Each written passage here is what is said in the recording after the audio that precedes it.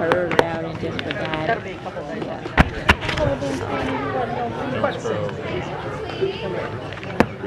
So I don't know. You can hear us speak? If she scrolls it up, I can. Are we? I can't hear you now. I know. But there's Is that working now? Working all right. your PC. How do I get there? Working now? It's working. All right. He's not Yours working. is already in We're, there. we're going to go ahead and call to order. I'm sorry we're a few minutes late. We had a a very meeting, but it lasted a little long. We appreciate your patience. We're going to go ahead and get started, and I'm going to ask Councilman Bradford to lead us in an invocation, and then followed by Councilman Bowman leading us in a Pledge of Allegiance.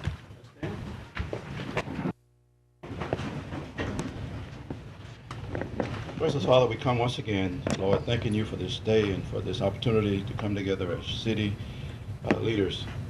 Pray, Lord, your presence in this meeting, direct us, guide us in all that we should do, that we be pleasing in our sight. Bless the mayor, bless the council members. Thank you. In Jesus' name we pray. Amen. Amen. I pledge allegiance to the flag of the United States of America and to the republic for which it stands, one nation, under God, indivisible, with liberty and justice for all. All right. And Madam Clerk, will you call the roll? Mr. Bradford. Present. Mr. Everson. Here. Mr. Jenkins. Mr. Corbin. Here. Mr. Fleury. Here. Ms. Lynch. Here. Mr. Bowman. Here. Okay, and tomorrow at this point in the meeting, we'll entertain a motion to approve the minutes of the administrative conference on January 26th and the city council meeting on January 27th, 2015. At this point, we are under awards recognition of distinguished guests, and we're going to start with awards and recognitions of any council members. Do any council members have? I do, Mr. Chairman. Councilman Corbin. Thank you, Chairman Everson. I'd like to recognize Dr. Goy, Superintendent of Caddo Schools. He's here with a number of staff members today, and they're going to make a brief presentation to us. Dr. Goy? Thank you, Am I on? Thank you. First off, thank you to the Councilman and Mayor Tyler for the opportunity to come and talk about an initiative that we are currently undertaking that we've entitled Reinvest in Caddo Parish Schools, an opportunity for all of our children.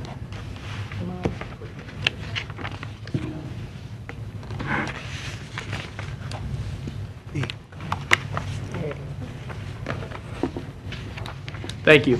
The purpose of today's presentation is to provide you information about what we are calling a bond initiative that we have the opportunity and that our boards approved taken to the voters on May 2nd. Now, the unique thing, there are several unique things about this bond proposal that I will point out. And one thing that I think is really good is that this is an opportunity to do a renewal. We're not seeking any increase in our current tax millage.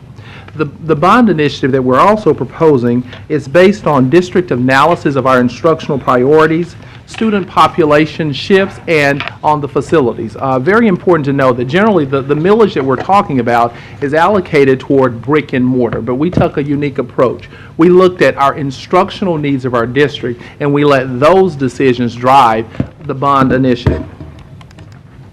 I'll quickly just go over a few things, and I will certainly move quickly so that you have an opportunity for questions, or that also so that I can honor your time. But Caddo Parish Schools is currently the second largest employer in our parish in our area there with 5,680 employees. You know, you often hear that we have a declining population, and that's true.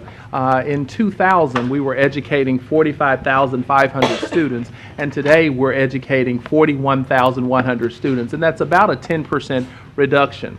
I do think it's important to note, though, at the same time, we talk a lot about the importance of right-sizing our system as we lose student population.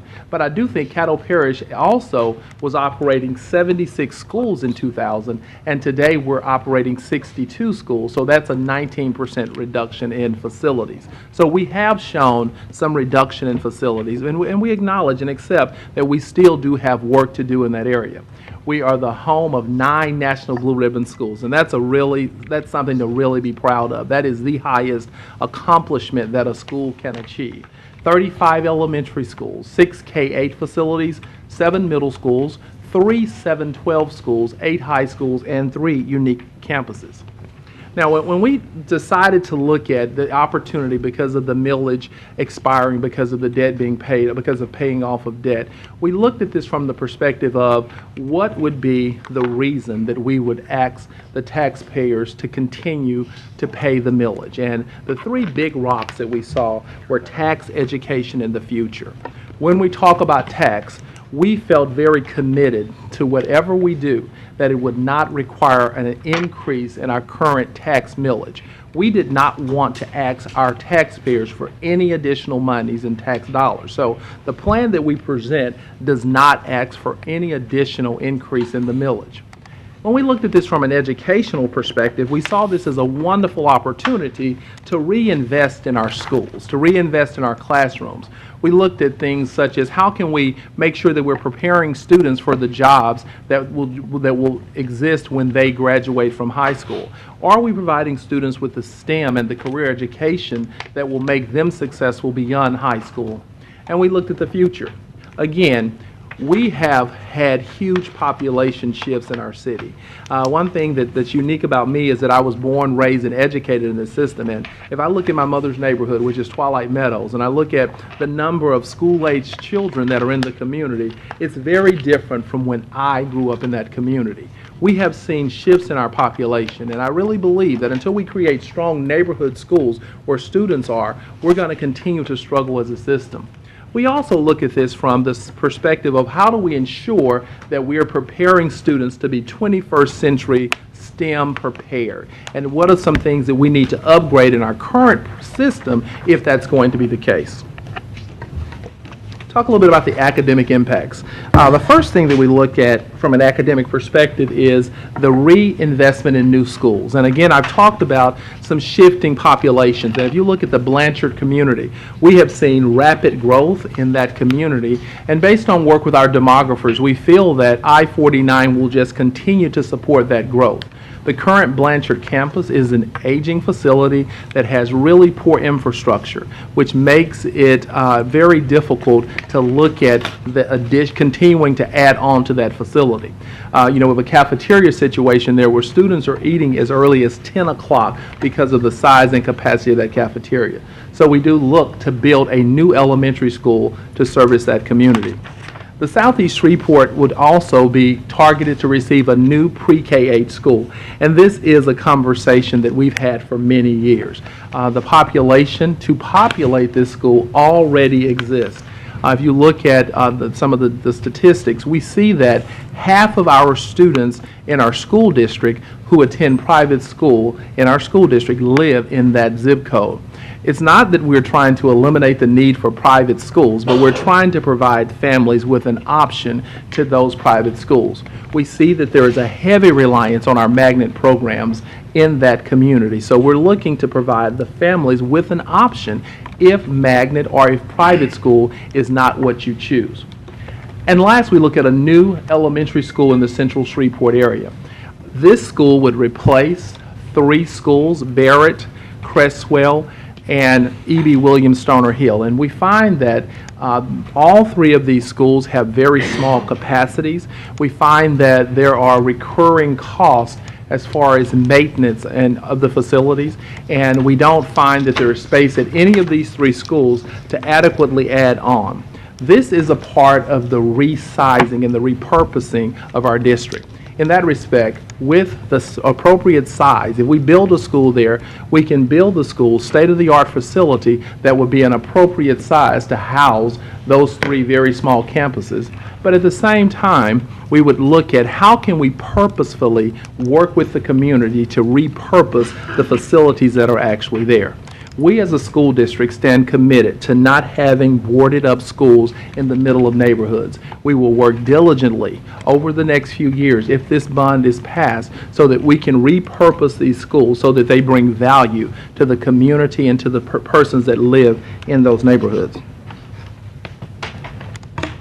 Reinvest in new classrooms. We look at many of our schools, and if you drive up to many of our schools, over time we have added temporary buildings, and that's been our solution to growing populations at our schools. And a lot of these things come about because to educate a child today is very different from when we were in schools. We have technology needs, ADA requirements are so different. There are certain things that have happened that have made schools that may have been built to hold 500 kids now only hold 300 kids.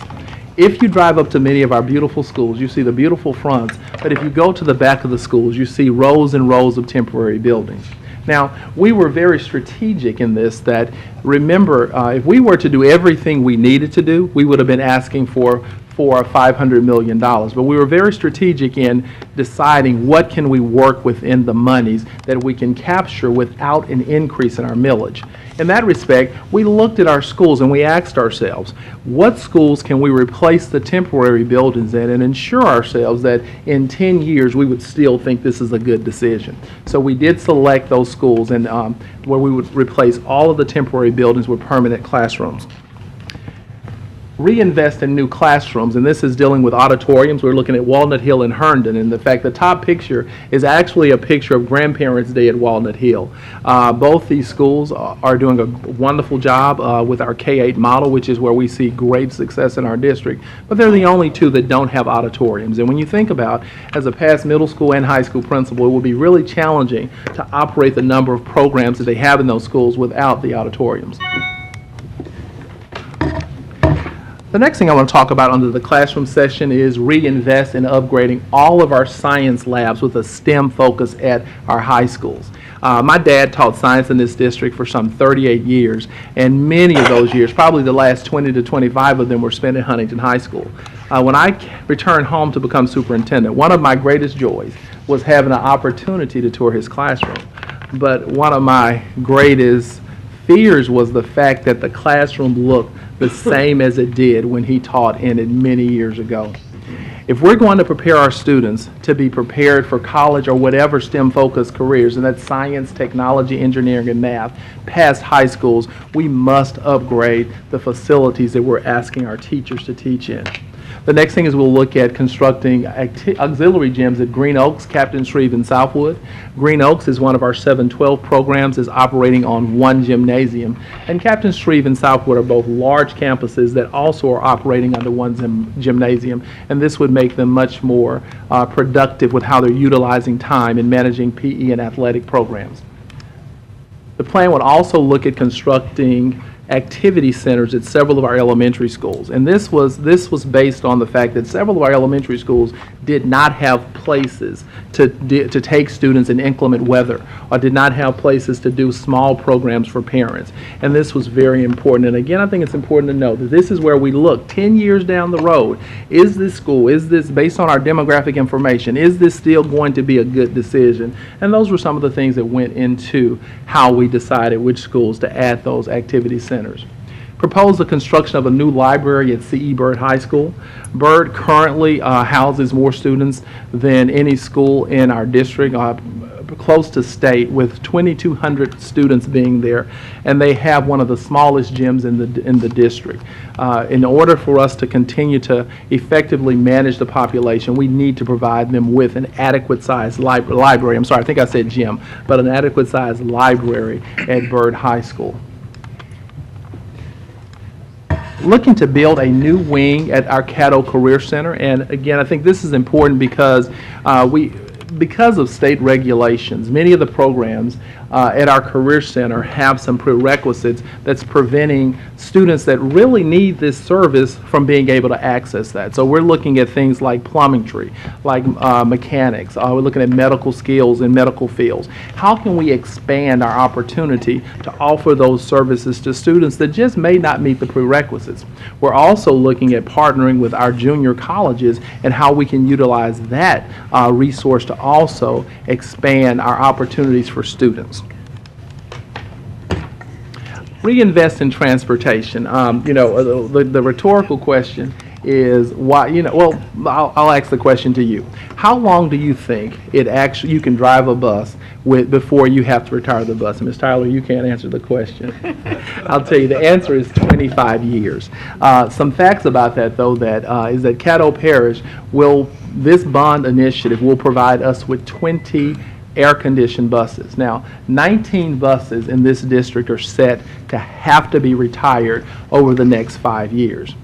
127 buses in this district are set to have to be retired over the next 10 years. This is only the beginning of solving what could become a very large problem for our district. These 20 buses certainly would go a long ways in helping us to meet some of our needs. I think it's important to note, though, because of financial constraints between the years of 2008 and 2013, the district did not buy any buses, and that was just because there was no money to do that. So this initiative would allow us to buy 20 additional air-conditioned buses. Reinvest in efficiencies. Looking at Byrd High School again, the last time that the HVAC system at Byrd High School was updated was in 1984. Now, in 1984, that was the year that my mother and I went to Turner Elementary School, and I was an 8th grader, because that's the year we built the school. So I think it's safe to say that we have gotten our money's worth out of that system. I also would like to know that the last time, I know because many of you are saying that we've done a bond for air conditioning systems before, but Byrd High School was the only high school that was not included in that original bond. So this would be a first-time update to Byrd. And if you'll remember, Byrd High School does educate 2,200 kids. My worst thought and worst fear is what do we do if that system goes down before we adequately have a plan to how we're going to deal with some of the issues with its efficiencies with its HVAC system. Reinvest in right-sizing the district. I shared with you earlier that Caddo Parish has certainly closed schools, but we do agree with the sentiments of many of our taxpayers that we need to close more schools. This plan would allow us to close 6 additional campuses, but at the same time it would allow us to build 3 new schools. So some people are saying you're just closing to build. Why not just close? We have to look at this from the perspective of where do we want to be in 10 years? Where do we want to be in 20 years? We need to start circling around, not just looking at closing schools, but circle around the thought of how are we going to replace and ensure that we're putting our students in the very best situations as we move forward. The really good thing about some of the closures, though, is that it will generate money. When I look at our teachers working for the same wage since 2008, because as you know, this year was the first time since 2008 that we did an across-the-board raise for employees. And we also did that with a balanced budget. These are the type decisions that we're going to have to make if we're going to continue to be able to invest in our classrooms and invest in our employees. The next slide talks about some $1.5 million being saved the day when we move into new campuses because of maintenance upkeep, and utility costs that are associated with those schools. A little bit about the financial implications. Property tax rate on this debt that we're talking about will remain at 6%, at 6 mills. So we're not asking for this to be increased. It will remain at 6 mills. This gives us the opportunity to issue $108 million in bonds without an increase in our tax millage. Now, the total property tax currently received is approximately about $2,990 per student, and this is below the average of $3,255 per student for districts across our state. So when you hear that we're overtaxing, when you look at this on a per student basis, that statement does not tell the whole story. Now, our sales tax in our district is one of the lowest of all districts in the state with 1.5%. And also out of all of our overall tax revenue, and that's if we look at the property tax and we combine that with our sales tax, Caddo is one of the lowest in monies received, with us receiving $4,745 per student. And the average in that respect for our state is $6,190. This chart demonstrates the savings to the average household. Of course, if you look at the first column, well, I'm going to go to if you look at the $75,000 column, because of law, this tax would cost that family, if you live in a home that's valued at $75,000 or less, or less than $75,000, this tax costs you nothing, and that's based on law. Now, if you look at the average $100,000 home, the existing annual tax there is $15. If this does not pass, the tax will drop because we will have to reduce the millage, and your tax would drop to $12.50. So that family would save $2.50 annually. If you go all the way to the extreme, on the other end, on a $500,000 home, and that's a house that's assessed. This is the assessed value, so the actual market value is much more than $500,000. You see that the current existing tax in that situation is $255. Now, with a reduction, if this were not to pass, that would reduce your tax to $212. That would save that family $42.50 a year. Some things about fiscal responsibilities. You know, as I've gone around the city over the past year, I've heard a lot of conversation about the district's not fiscally responsible. The district needs to be more fiscally responsible. And what I want to show you and demonstrate with this slide is that the district has absolutely shown some fiscal responsibility. Now, do we need to continue to do that? Absolutely. And that's why we know and we accept responsibility for us needing to right-size our school district. We accept responsibilities for us need to make sure that we're managing our human capital as best as we possibly can. And we are making great strides every day in those areas. However, I do think it's important to note that in 2012, the school district was in this exact position, and we had a millage rate then for the debt services of 7.6 mills. Now, the district chose to reduce the millage to 6 mills, and that's where we stand today. And again, this did provide a tax relief or reduction in our taxes for our citizens. I think it's important to note, though, that this is a unique time because a lot of these conversations we've had, a lot of these same school closures and conversations we've had over the years, we feel as a staff that this is the appropriate time for us to move forward and make some changes that are based on student academic needs that's going to really benefit our students. Also important to note, over the last 13 years, Caddo has saved $6.2 million by refinancing existing debt at lower rates. And this is because we pay our bills. We've seen our bond rating increase.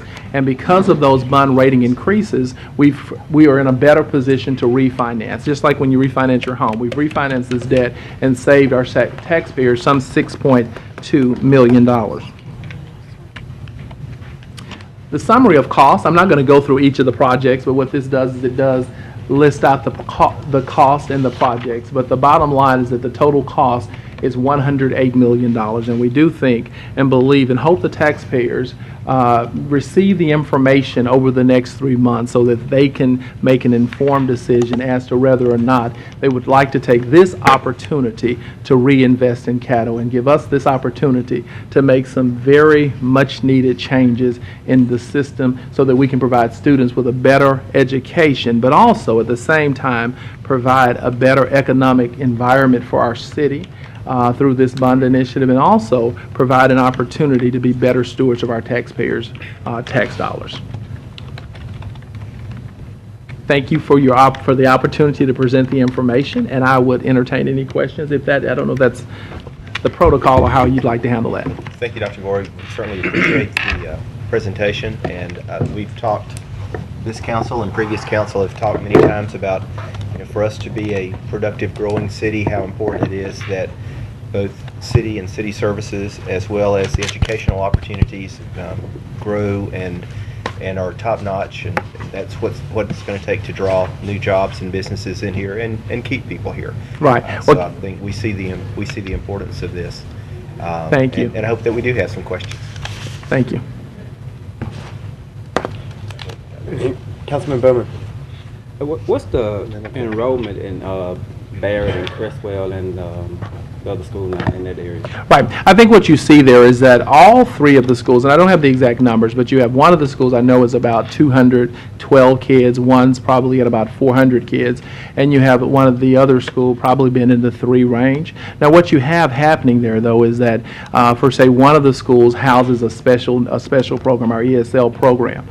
You know, again, one of my greatest advantages is that I've gone away, and I've been in Texas for 19 years, and I know that you don't isolate ESL programs for English as second language students. You service those students on their actual campus, in their community, with their friends, with the people that they're going to continue to develop relationships with after that year when you pull them out. So that decision we had already begun the process of decentralizing our ESL programs. So that makes up a big block of one of the schools.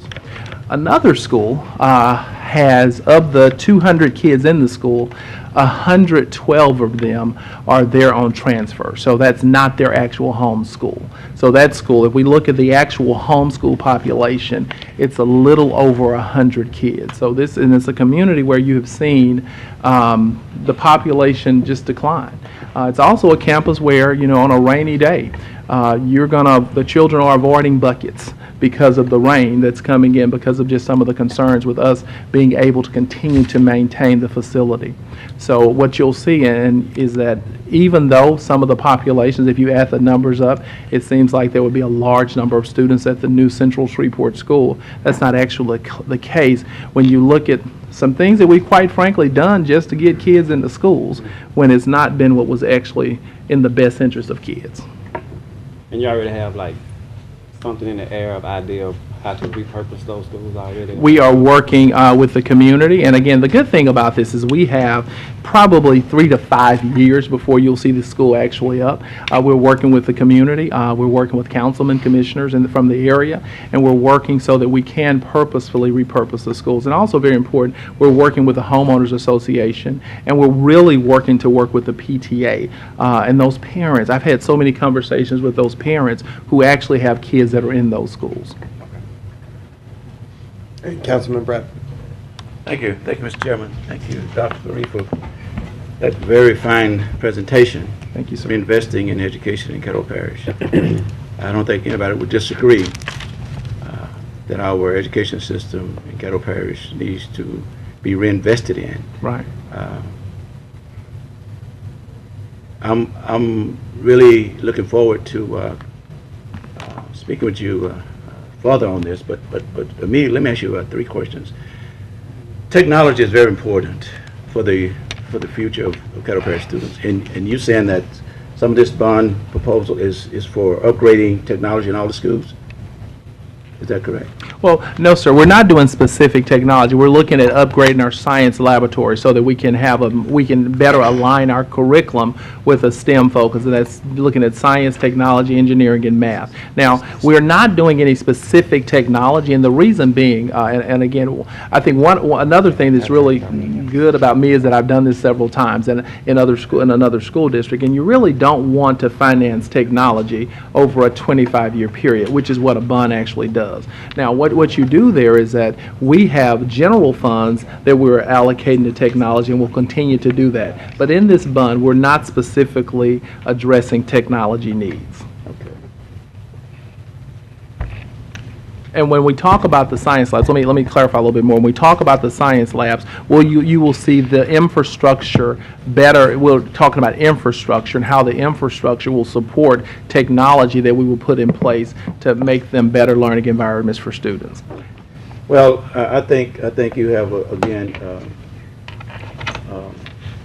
an idea on my concern as it relates to the schools that are not performing well, and I hope that the school board will address that. Right. Because it does us a whole lot of no good if we build a new school and our kids yet are not performing up to what they should be performing up to. Right. And let me speak to that, and I'm so glad that you brought up that issue. You know, we know that building a school has nothing to do with the educational success of a student. We also know at the same time that leaving them in their current situation won't make them successful. We also know that there is no magic number that determines if you have 500 kids, the school will be successful. It's about teaching, it's about learning, it's about leadership, it's about professional supports. If you look within our transformation zone, we have so many schools that we're so proud of because these are schools that have chronically been low-performing schools that we're seeing miraculous turnarounds at. And those are the same things that we're looking to spill over in all of our schools. I really believe our strength comes when we have strong neighborhood schools. That's when we're going to see every school at least have a C grade, and we're going to see our school district become a B school district. So we know that it's not going to just be a building, but look at it from this perspective. If you look at just talent management, if I look at those 3 schools that we're looking to consolidate. You're saving $1.2 million day one because I'm now only looking for 1 principal. And I'll tell you, it's much easier to find 1 rock star principal than 3. I'm looking for 1 librarian. I'm looking for 1 cafeteria manager, 1 custodial manager. Now, we then have to ensure that we put the right, best, brightest teachers.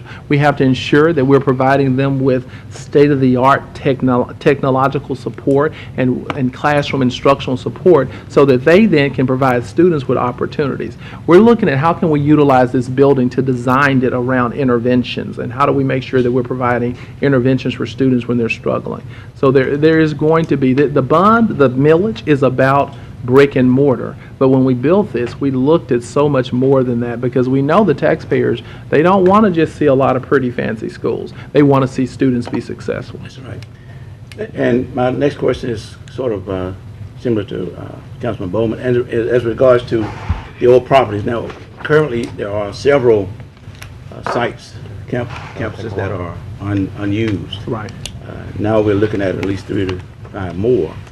What's your intent of these properties, and how can we ensure that they don't become eyesores? Right. We're currently in our strategic planning process. We're working to determine uses for any facility that we have on our records that is not currently being used. And we are determined that we're going to come up with, by working with the community through our strategic planning process, we're looking to repurpose any facility that we're currently not utilizing in the school district. And that the same thing goes for the 3 that we're talking about. I mean, we're to the point where we're determined now with those 3 schools for them to never see boards, where we will have a plan in place the day they are no longer receiving students. And this is a question that, if you look around our city, we have this question with many buildings that are left vacant. And we're determined to do our part as a school district to not play into that and not to increase the number of vacant or boarded up facilities. So we are working through our strategic plan, and when we roll our strategic plan out in May,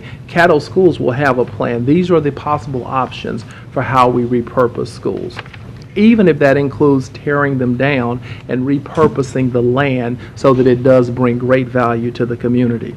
Interestingly enough, many of these communities, and I talked about my mother's neighborhood, but many of these communities they're populated by older populations now. So how can we repurpose these facilities or this property so that it meets the needs of the people that live in that community, and at the same time place our schools where we have young children who need that opportunity?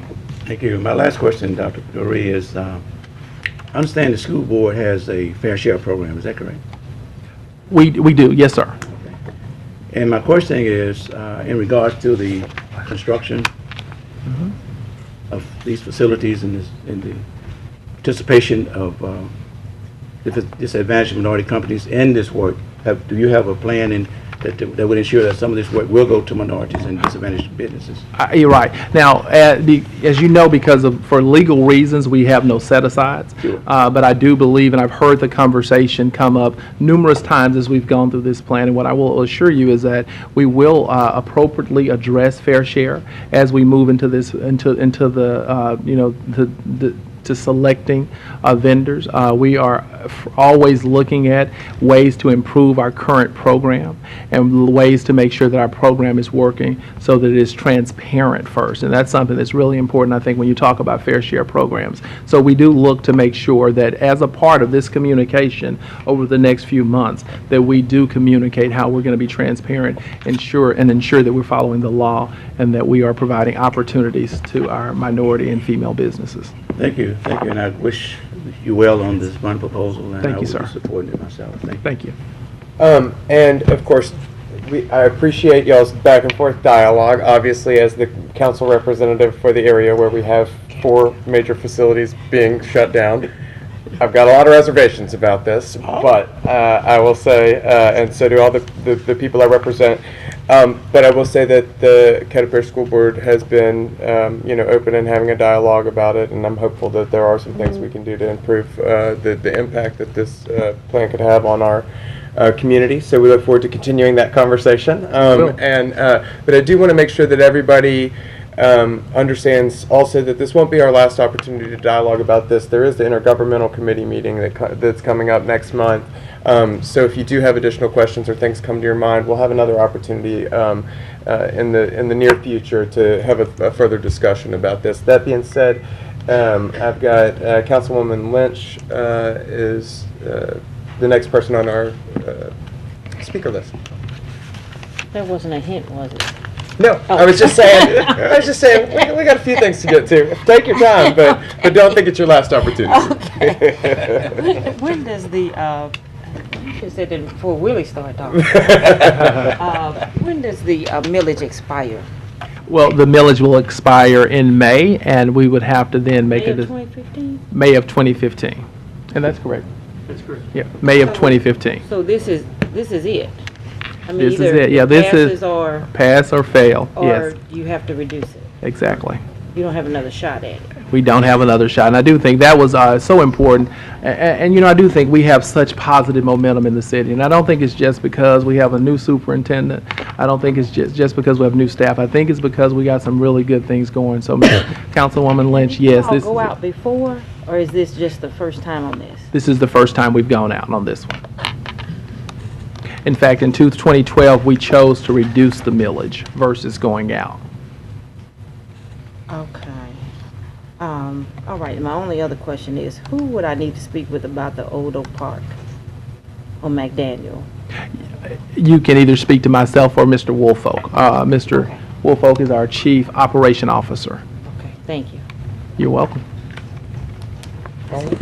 Thank you all very much. Seeing no more questions, we appreciate the time and look Thank forward you. to continued discussions on it. Good, and I do appreciate the opportunity to present our information. Thank you. Thank you. Mr. Garvey, one more question, I'm sorry. What area your mom live in? Twilight Meadows. District G. Okay, I was Okay. And I think if I recall, Councilman Fleury, did you have a recognition that you wanted to make? Mr. Chairman, members of the council, ladies and gentlemen of the audience, it's an honor for me personally at this time to recognize the Honorable Dottie Bell from the Caddo Parish School Board. Good evening, everybody. Thank you so much. Well, you know I'm here. I love my superintendent school board, but I'm here for something else now. And as I kept up with your campaign, Mayor Tyler, because you was talking about the same thing. The same thing you talk about is pushing and making Shreveport known in the nation, right? I said to make Caddo Parish school system known in the nation. And guess what? We going to be known in July, 4th of July. Huntington Band was elected to represent Louisiana and the 4th of July parade in front in Washington, in front of the president, Congress, and everything. So what more can we do than to what? Put us out there, right? Everybody know that, okay? Yes. I'm like a little, okay? Now, to show you that I'm just not here by myself, and I could have bought, in fact, the band is 150, the school, Huntington is 1,200, my district have 1,800 in Walnut Hill, 1,200 in Turner. So really, I couldn't put everybody in here to support this District 12. but it's going to be everybody, the whole Caddo school system in Louisiana, okay? But guess what's going to shine when that band goes Shreveport, okay? Now, to show you, I have Mr. Fuller and Miss Shorter here. They are parent supporters here. We have Miss Gillum, PTA president. We have Mrs. Gardner, Band Booster Club president. Hold your hand up. I want them to know you now. And Mr. Jefferson, our band director. Now, he's on to speak for a few minutes, and I said I want him to come and actually tell you this is for real. Guess who selected our band? Out of all the bands in Louisiana, Governor. He saw them on YouTube. Come up, Mr. Jefferson. Am I telling the truth? He saw them on YouTube. It came on, it was a recommended video right after that Dottie Bell wobble. But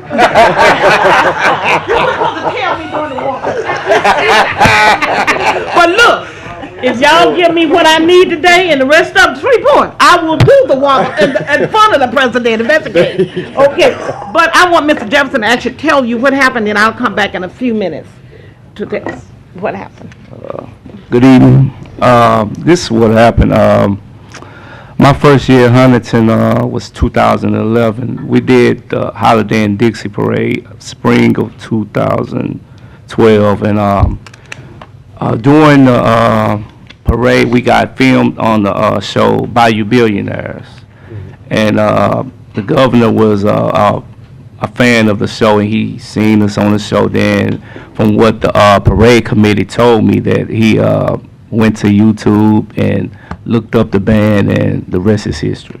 All right. Yes, all right. Well, congratulations. All right. He's shy, okay? That's what I'm saying. Okay, because to me, that's big news. If you was looking at TV the other morning, they was on Channel 12. Now, what I'm here for, we talk about, we care about the children. And y'all know I'll fight behind those babies, right? You know that. And I was thinking about what Dr. Goree said, reinvest. And to tell you that my heart is with these children, whatever. I just want them to make it. And to say this, tell me, have y'all ever been to Timmons Elementary? Tell me, be honest with me. Have y'all ever been to, see that? You need to ride out to Timmons. Guess who was the first principal at Timmons? My father. The first principal. But to me, I'm ready to give it up. It's not that many there. But it's not that many because the people moving and it's in the country. So what I'm saying, if I'm willing. Trade it for Cresswell, maybe? You seem pretty willing. What I'm saying is that tell you my heart is for these babies. Huntington students need to get this experience. Anything that we can do to help better Caddo Parish school system, we can do it. Reinvest in the children. Reinvest in Caddo Parish school system. Just like the mayor say, we're going to reinvest. Look, if I was coming to lose Shreveport and I see that band on TV representing Shreveport, that means they got a good school system. I'm going to move there. We all work together. We all working together. So what I'm asking for, that we need money. I know about budgets. We got a budget thing coming up in 2 or 3 months. I know about budget. Oh, we don't have no money. I don't want to hear that. Because really, whatever you can do, look in there. Every time you look at that number, think about a child going up to Washington, D.C. who may never get there before, but with this experience. Think about Shreveport going to be on national news 4th of July morning. Shreveport, Louisiana, going to be standing in front of the Congress, senators, and all performing. Think about, it's all about the children. It's about 150 students who may never get a chance to get to Washington. I'm asking you and I'm pleading, and when you go into your budget meeting, please find some money. The parents they've been doing fish dinners. They've been doing, and I don't think they have but $5,000. That's a long way, and we need at least $80,000. Because I talked with the travel agent. She said at least for each family, and you know we do not have the money in the families, $600 for them to go. That's going to include a little tour for them. But now we may cut it down. We may just leave on that, they may leave the second, get there the third and perform on the fourth and come back. All I'm asking, and look, you're not the only one, I'm pleading to everybody in Shreveport. Please, please help us to send these 150 students to represent you, to represent the state of Louisiana. I'm sure you looked at the parade on TV, and they do stand in front of Congress and perform, and the president. And they're going to say, Louisiana, Shreveport. And we may just get some more business coming, because they're going to be sharp. They're going to look good now, okay? I'm going to make sure of that. So all I'm asking you, I'm pleading to please think about us. When you look into your budget, when y'all meet your budget? Same time we meet ours, anyway. Make sure every time you see a dollar sign, that's something for one of these students. So please, thank you, Mr. Fleury, thank you, Mr. Bowman, and everybody. Please, and Mr. Bradford, everybody, think about them, and let's celebrate Shreveport, Louisiana, with Huntington High School Band and Caddo Parish School System. Thank you. Do you have any questions for me? Nobody. I think, Ms. Lynch? What's the deadline you are working with? The deadline? We need to schedule the buses and everything.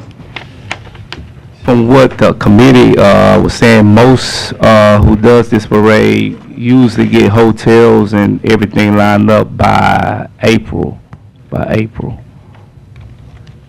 Somebody is crowdsourcing as well, right? It seems like I got an email or something. Crowdfunding on a... Yeah, Yeah, it's on the GoFunding. Yes, GoFunding. Yeah. Mr. Chairman, let me ask one question. Yes, sir. Hold on, sir. Oh, I thought you was finished, I'm sorry. You stay up here. Okay, and it's a $90,000, I understand, budget? We said, how much, really? About 80? 80,000. But if it's 90, we'll take that too. Whatever. Okay. And let me tell you what I'm gonna do. And I'm doing this without the permission of the superintendent. When y'all send us up there, they coming back and perform for you all. The best band in the nation, okay?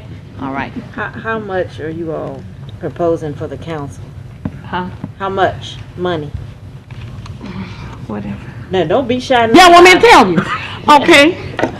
Now, I know you can't give us the 80,000, okay? But at least give us, I'm gonna tell you, at least give us 40,000, because I'm heading to the commission for the other part. And how much At least 40,000. How much is the school board putting up? We gonna get it together. They take care of buses and stuff. We gonna get, you know, we don't have nothing, but we gonna do the best. Why you think I'm begging? If we had the money, I wouldn't be here begging y'all. You know we don't have nothing. I'm just gonna be honest with you. Okay.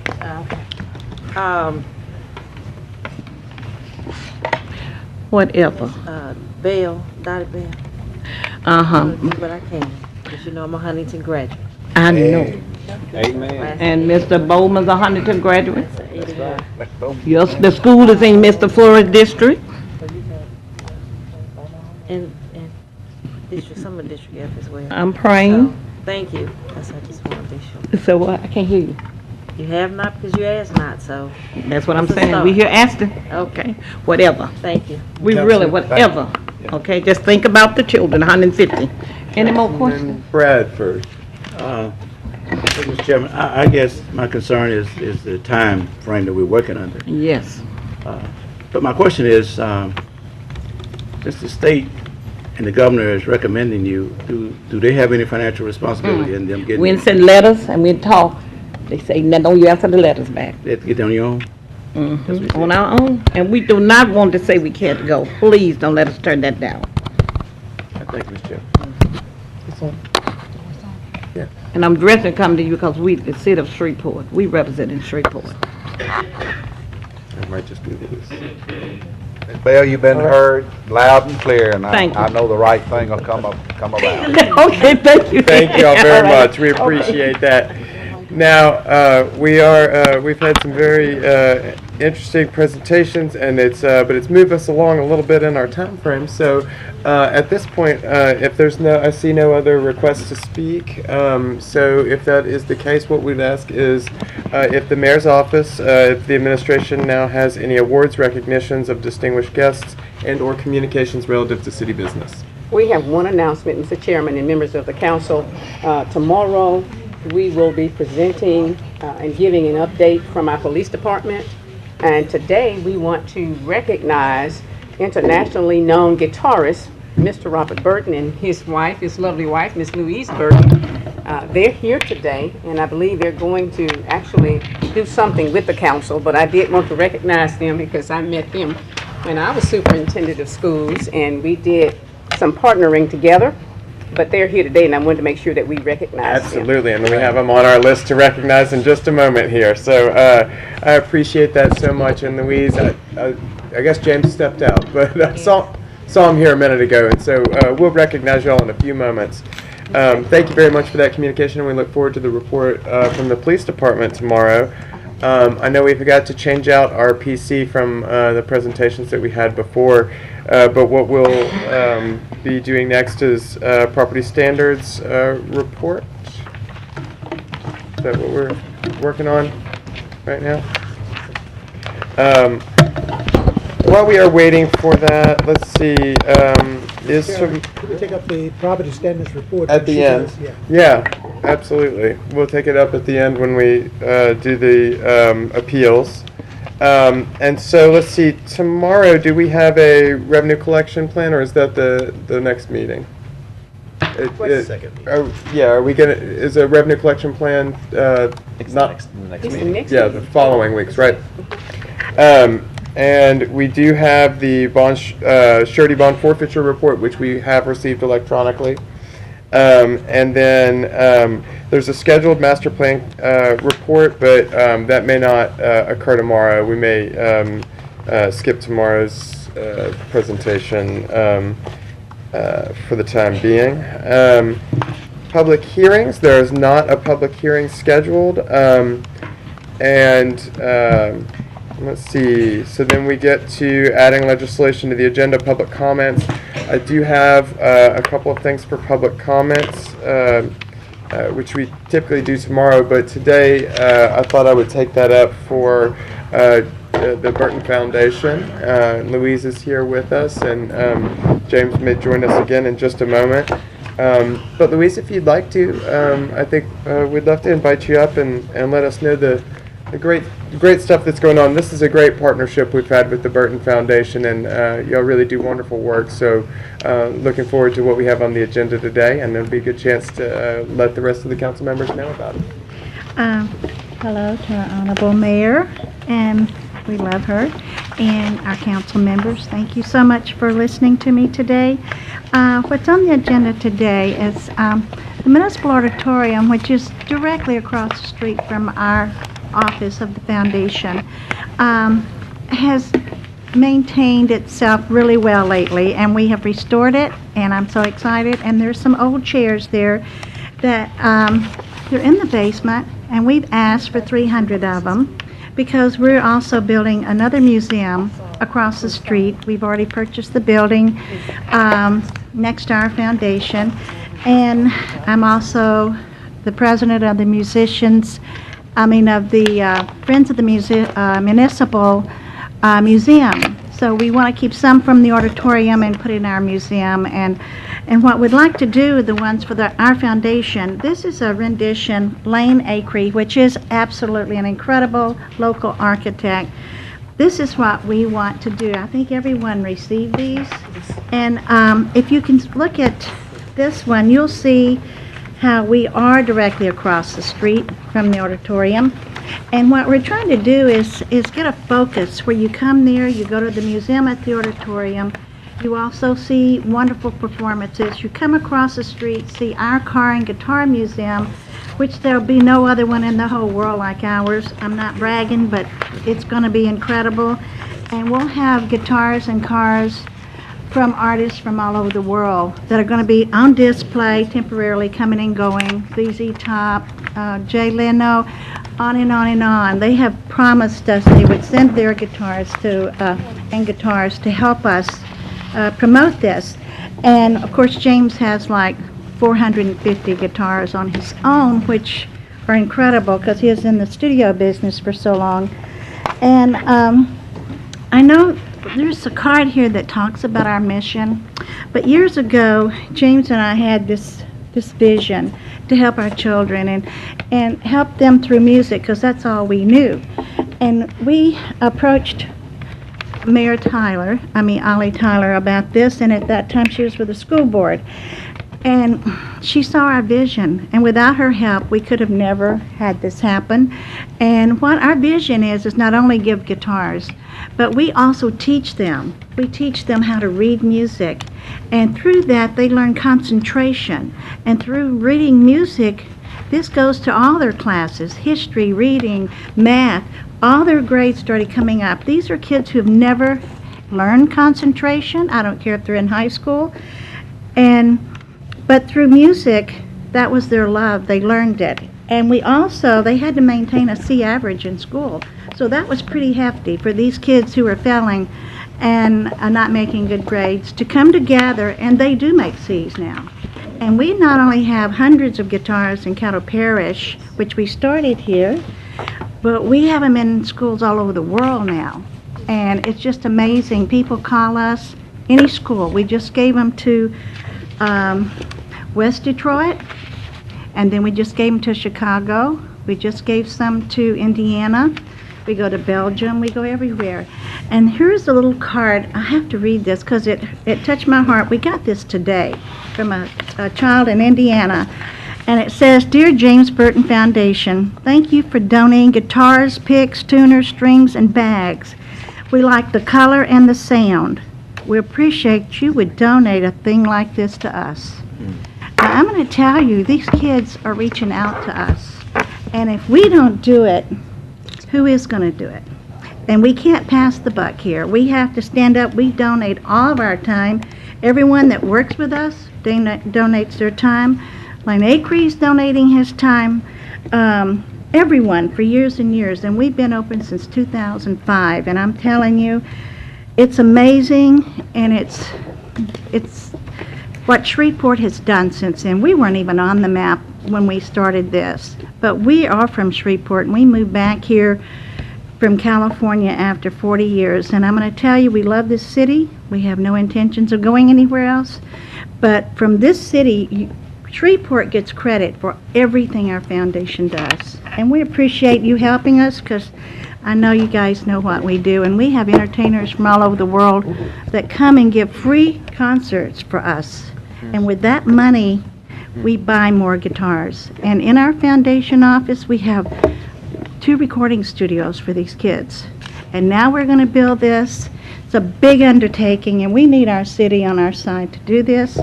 But our kids are going to run it, and it's going to be wonderful. And they're going to have performance stages, and they're going to have rehearsal rooms, and they're going to have so much on their agenda. Plus, they're going to learn how to run a business. So we appreciate your help. These chairs will really be needed. We're going to be using them in a theater room. We're going to be using them along the hallway to sit down and relax. But they'll be our history in this museum from the Municipal Auditorium. We can't imagine any better use for them. Thank you. Thank you. We appreciate that. And thank y'all so much for all that you do. I know for those council members who may be new or who maybe didn't get a chance to attend last year's Guitar Festival, it was a beautiful event and just such a great celebration of our community and the musical history and legacy that we have here, which is a very strong and deep connection that we have in our community, and something that we should be very proud of, and someone we should be very proud of both for his talent and philanthropy is James Burton and the Burton Foundation. So we really thank y'all and look forward to continued partnership with y'all. So thank you very much. And I concur. I can't think of a better use of those additional chairs that are surplus to us to go to a great cause, to continue really providing a good use to our community and celebrating those things that are worthy of celebration. Thank y'all. And so, let's see, at this point, we have no other public comments. There are no confirmations or appointments to be discussed. So we are on to consent agenda legislation. Mr. Crawford, can we look at the items to be adopted on consent agenda? Yes, sir, Mr. Chair. Under A, to introduce routine ordinances and resolutions, there are no resolutions or ordinances. Under B, to adopt ordinances and resolution.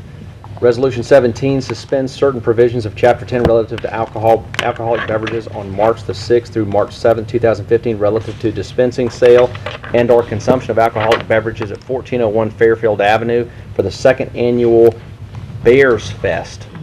Not familiar with that. Understand it's a great event. It is. Well, I didn't go to it last year, but it was this is a music venue, and they are also recently been noted as the city of New Orleans went smoke-free with all of their bars and casinos. While that's not something that's happened in the city of Shreveport yet, Bears, this particular bar, made the choice to go smoke-free, as they are a very popular live music venue. And so this is a celebration of their second anniversary and sort of their choice to do that, and they're trying to promote kind of healthier choices for places where you can listen to music. So, it's a good event, and I think they'll have a lot of local talent there being showcased. Even Brian Blade, who, while he didn't win a direct Grammy, he was one of the featured players on the person that did win the Grammy for Best Instrumental Jazz Album. Brian played there just a couple of weeks ago, so it's a great place. So urging everybody to support that one tomorrow.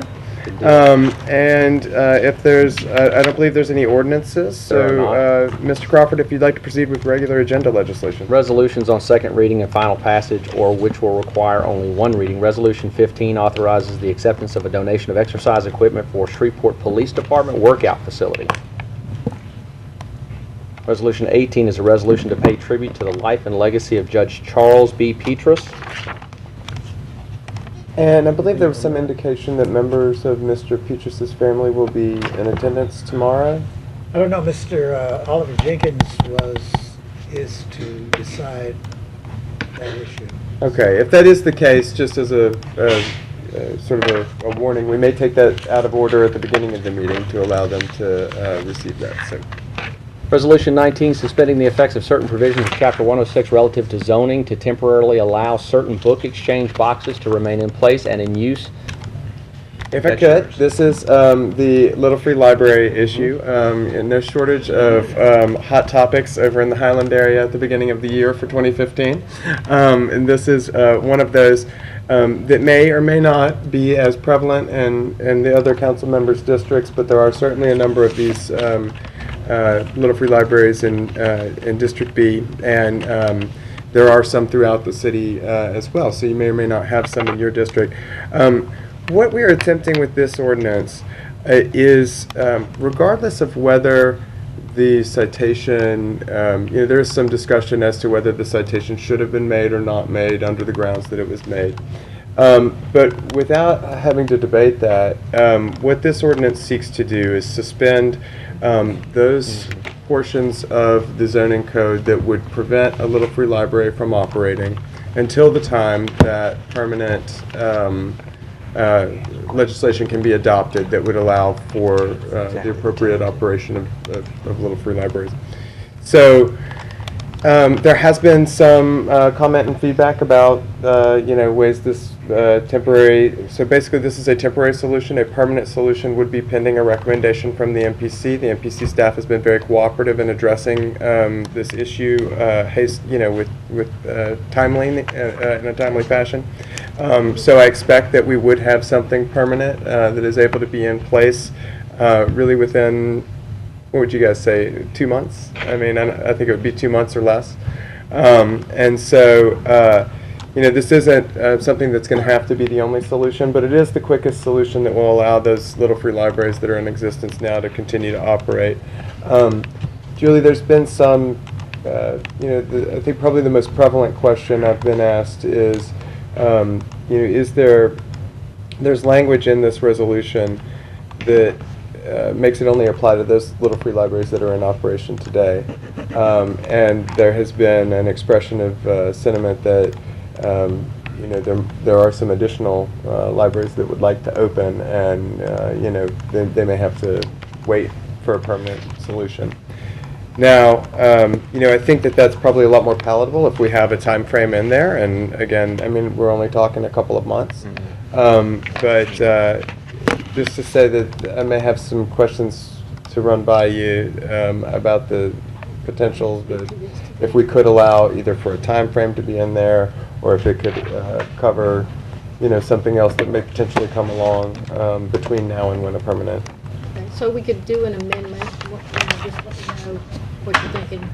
Absolutely. And so for those members of the council who may have been contacted about this issue, you know, if you have a strong opinion or, you know, some consideration that you'd like to be given to any adjustment to this resolution, please, you know, let me and Julie know, and we'll certainly reach out to other bodies that may be impacted to make sure that we get everybody's input before we suggest any changes or move forward with what we have. So certainly want to be responsible to all the information that's out there. And I know this is a new issue. You know, this is something, unfortunately, that's been a bit of a black eye to the city and the press, because it evokes a pretty strong emotional response. But at the same time, you know, what the great positive that we can take out of this is that we as a community have the opportunity to come together and, you know, make adjustments to our zoning ordinances that reflect a really progressive, exciting use that is met with wide community support in our area.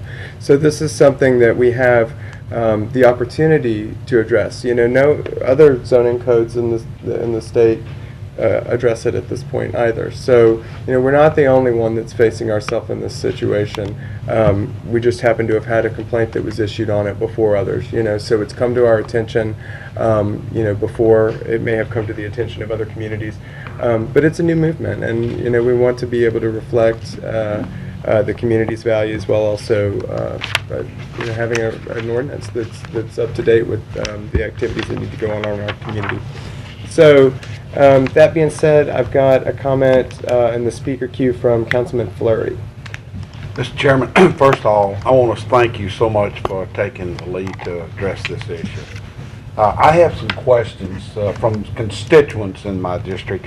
You're right, I don't know of any in District E right now, but I question that the MPC has the authority to act on something that's not commercial. And also, Mr. Chairman, I bring that as a question, not a statement. I also want to know who this complainant is by telephone, that no one person is blocking 99 others. I thought the majority ruled. And so I thank you for offering that time limit, because I think that will solve a lot if we put because there are some people out there that say they're going to build one and take it to court, that they think this is unconstitutional, that it prohibits you from a right to free speech. And so I don't think the council ought to adopt something as a resolution where the MPC is in error. So I just bring that for you because to think about, and I will be supporting whatever you choose since you're going to put this timeline in it. But I want to bring that forward because citizens are concerned that MPC has overreached its authority here.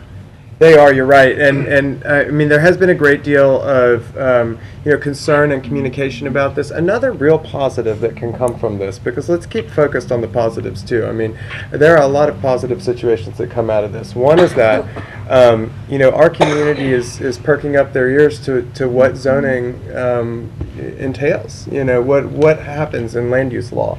And that is a great timing for that to happen. You know, it's a shame that that this is how it's come to their attention.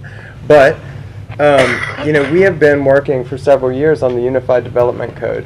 Unified Development Code is a near complete overhaul of our zoning code with respect and sensitivity to modern uses and modern land use policy. It's a very exciting part of our master plan. It is, in the master plan, there are short-term goals that are to be reached within 5 years of the adoption of that plan, which is about a year from now. We adopted the plan about 4 years ago. And so about a year from now, we'll be at that 5-year mark. And 70% of those short-term goals, or close to that number, are accomplished with the adoption of a unified development code. So this is very substantial, significant stuff, and it requires great participation from our citizenry to make sure that we are getting a top-notch product that represents the needs and will of our community. So again, while the downside is, this is a bit of a murky issue to be dealing with in the short order. Hopefully what we'll do is remain a high level of engagement with our citizens, and when we begin to have public meetings on the Unified Development Code in the coming months, of which there will be 5 public meetings, it will be a good opportunity for people to come and voice their concerns and make sure that what happens going forward is something that they feel connected to and have buy-in to. That being said, I will say that the approach here, I recognize one of the concerns that you mentioned was the nature of the complaint. Again, I don't know. As far as I know, the complaint was anonymous. I don't know who made the complaint.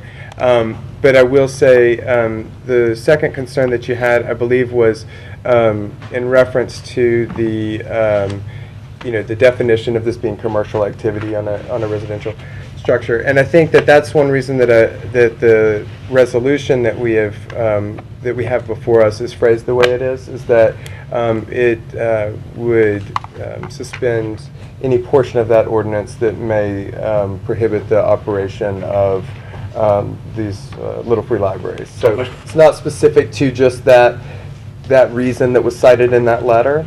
It's a little broader, so it would protect the operation of these. So, Mr. Chairman, if what we have in place now will be able to continue to operate under your resolution. So what we are resolving ourselves to, and again, in the resolution, I mean, we're not writing an ordinance right now, so we're not adding law. What we're resolving ourselves to is to suspend the effects of the law that's in place now to allow for little free libraries to continue to operate until we can come up with a permanent solution. So at some point, if somebody wants one, they'll be able to, if that'll be addressed further down the road, right? Yes, but I do think, again, what's been mentioned is perhaps adding a timeline, which I think will be well received. Yeah, and Mr. Chairman, there's over 16,000 of these nationwide. And we're fortunate, quite frankly, to have such a community that has adopted the idea so heartily. I mean, we really have a lot of supporters for these.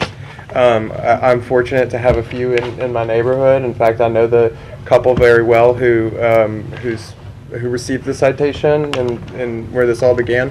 And it is something that people really enjoy, and so I've seen people really, have a fondness for these in their neighborhoods, and so I can speak to that. But it's a new movement. It is, and so it is something that hasn't previously been considered. But we're really lucky to have a community that embraces these type of progressive movements, and I think it's just responsible of us to give due consideration to them to make sure that that our ordinances are reflective. And I see, did y'all have any comments or anything you wanted? Mark, would you like to come up? I mean, you don't have to, but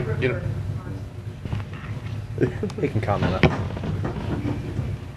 And this is Mark Sweeney. I just saw Mark and a couple of members of the MPC were in the audience. So for the record, I've invited Mark Sweeney, the director of the MPC, to come up and Sure. You're absolutely correct. We have a rather outdated ordinance to begin with. This is a real difficult thing sometimes as you're lunging forward into the future and new uses and new concepts become available and are considered, and so you have to begin to morph and change with those changes. And one of the things that you mentioned was with the Unified Development Code, there will be that opportunity to adjust the ordinance in such a way that will address many things, including this.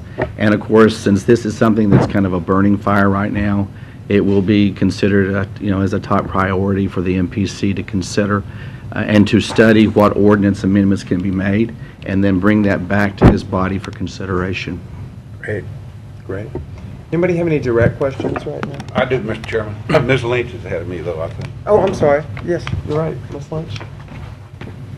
Say, I don't have a direct Oh, question okay, for you. sure. You have a Thank direct question for you? Go on and ask Mr. Wynn, Hang on. why was this so urgent that we had to act on it so quickly on an anonymous call? That is the general nature of code enforcement. I don't know that that's the way it ought to be, but that's how it's been conducted for years, is that it's based on a complaint basis. And basically, when someone complains, they can stay anonymous, but they register a complaint, we go and investigate it and see what the situation is. Sometimes the situation is not a problem and can be resolved easily. Sometimes it actually is something that violates the code.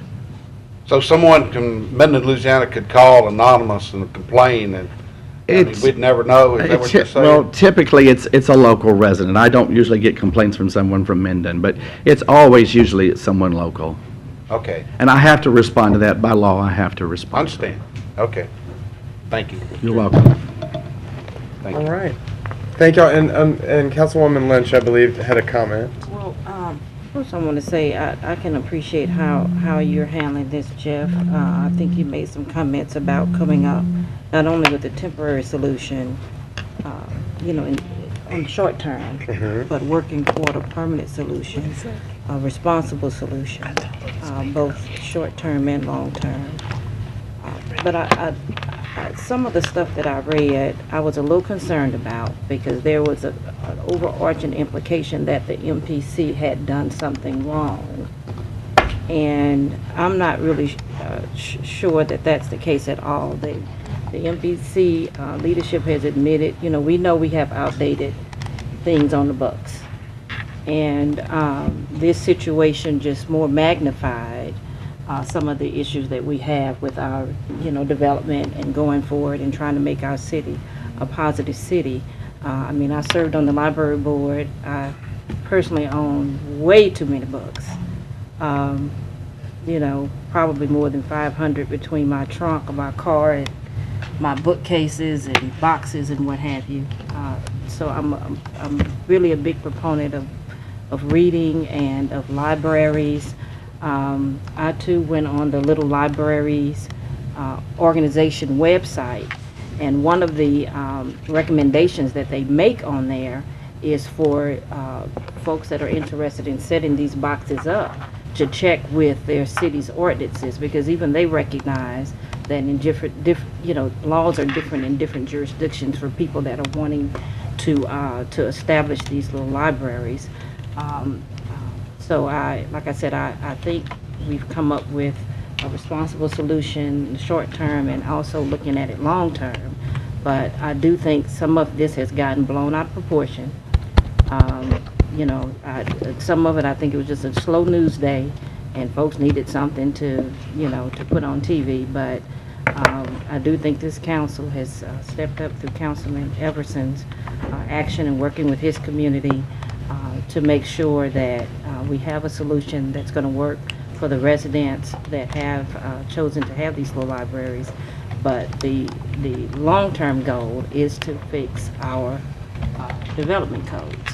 And it's not just this particular issue. There are quite a number of issues that will hopefully be ironed out as we move forward. So thank you.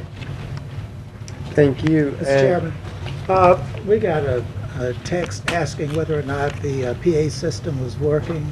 I've been getting a few texts about that as well.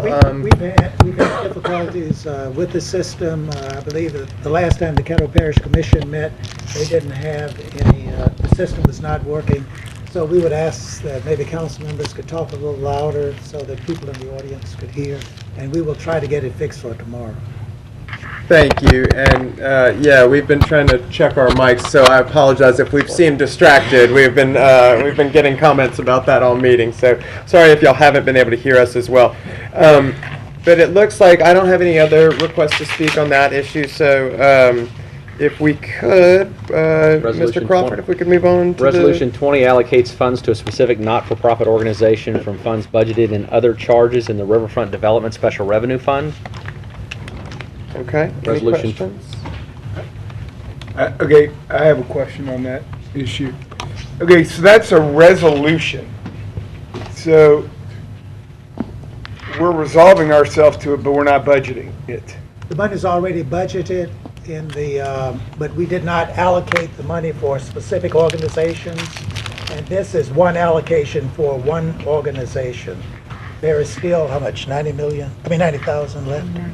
About 90,000, whatever the amount is that's left.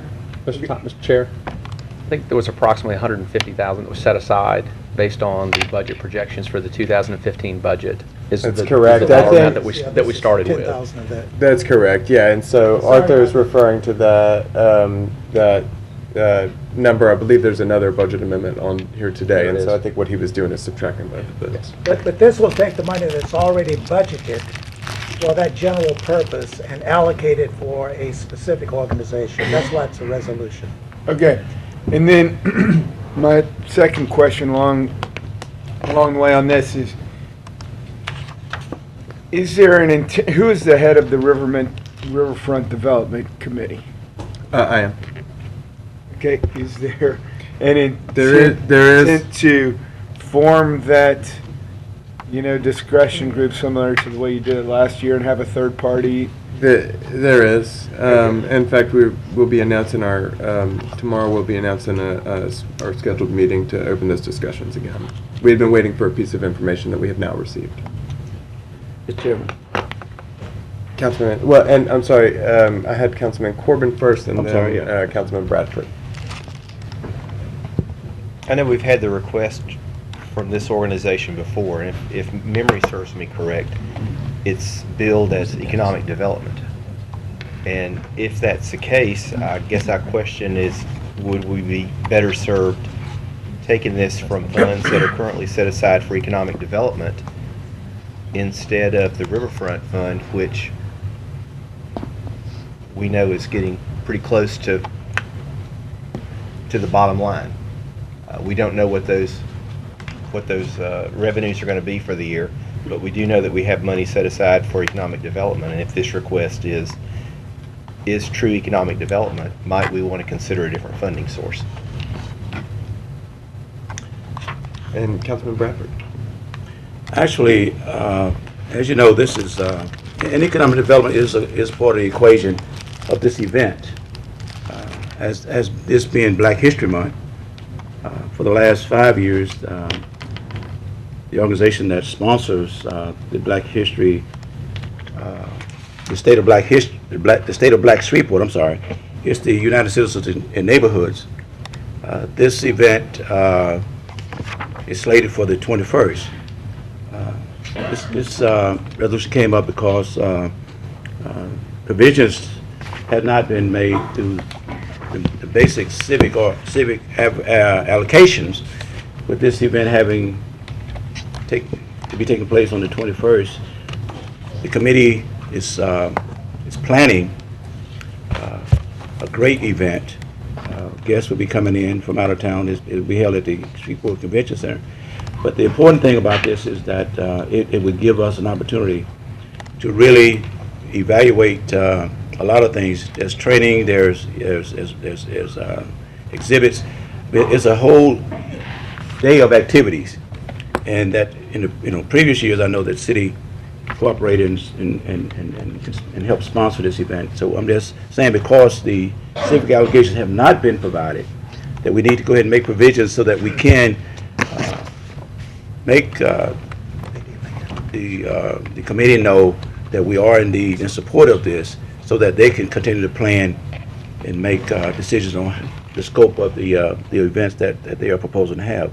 So I'm just asking that we continue to do what we did in the past, in supporting worthwhile, wholesome events that would be beneficial for the citizens of Shreveport. And I don't think, Councilman, that it should come out of our development fund, because this is a civic group, which is a civic event that will provide great information and wholesome activities, but at the same time the promotion of it as it relates to being an economic impact on the city would come from the guests and the money that would be spent through the activities in the presence of this event having taken place here. All right, and I've got Councilman Jenkins. Well, I didn't realize. So we have done this in the past. I mean, I didn't even know, because it didn't say necessarily in the write-up that it had to do with the week, or, so this event is coming up on the 21st of February? Yes. And we have contributed 10,000 in the past to Yes, this? previous year. To them last year. Okay. Copy. And they also made applications. All right. I do want to respond to that. And the problem is, this is the second year in a row that, almost to the day, that this request has come in, and the council is kind of held and forced to make what I think is an unfair decision because of the timing of this event. We're telling all the other nonprofits that are still waiting for their allocation that we're going to take this particular group out of the process of vetting, if that's who we want to give money to, and giving them an unfair advantage over the 25, 50, whatever other number of nonprofits that are out there asking for a piece of that pie. And I just don't think that's fair to all the nonprofits.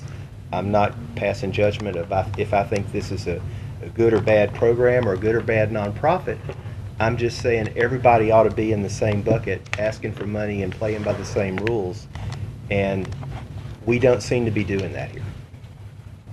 Chairman, let me respond to that. Yes, Councilman Bradford. I mean, the issue is not that at the last minute issue. The application was submitted long before now, like every other nonprofit application was submitted. As you remember, Councilman, in the budget hearing, the last meeting, we asked, had the administration provided the recommendations for the allocation of civic groups, and they said no. So we're talking at least 3 months that has laid on the table, and this event happens to be in the first of the year in February. So we're saying that they need to know, or they need to have the proper resources to put on this event. And I don't think it's fair that you would categorize it as being unfair to us and being under some type of pressure to make it happen, when indeed it wasn't our fault that it was being delayed. So I'm just saying that I think it's a worthwhile event that we've done in the past. It would provide great goodwill to the citizens of this city, to this city, and I don't see the issue of why it's questionable. So I just want to say I just think we need to move forward in thinking what is best interest of all those people, and not put pressure on ourselves to think that we're somehow creating an unlevel playing field.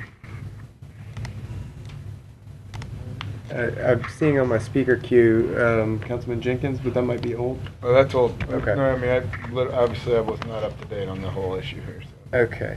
Is there any other discussion on this matter? Seeing none, we'll move on to Resolution 21. Mr. Chair, authorizing the institution of expropriation proceedings against certain described property in connection with the City of Shreveport Wallace Force Main project. Any questions on that? Okay, let's move forward to The introduction of introduction of resolutions. resolutions not to be adopted prior to February 24th, 2015. Resolution 22, declaring certain city property to be surplus property, authorizing the donation of the property to the James Burton Foundation. This is what Louise spoke for about introduction today, and thank you. This is what the Burton Foundation spoke to us about a moment ago, so I'd ask your support in this introduction.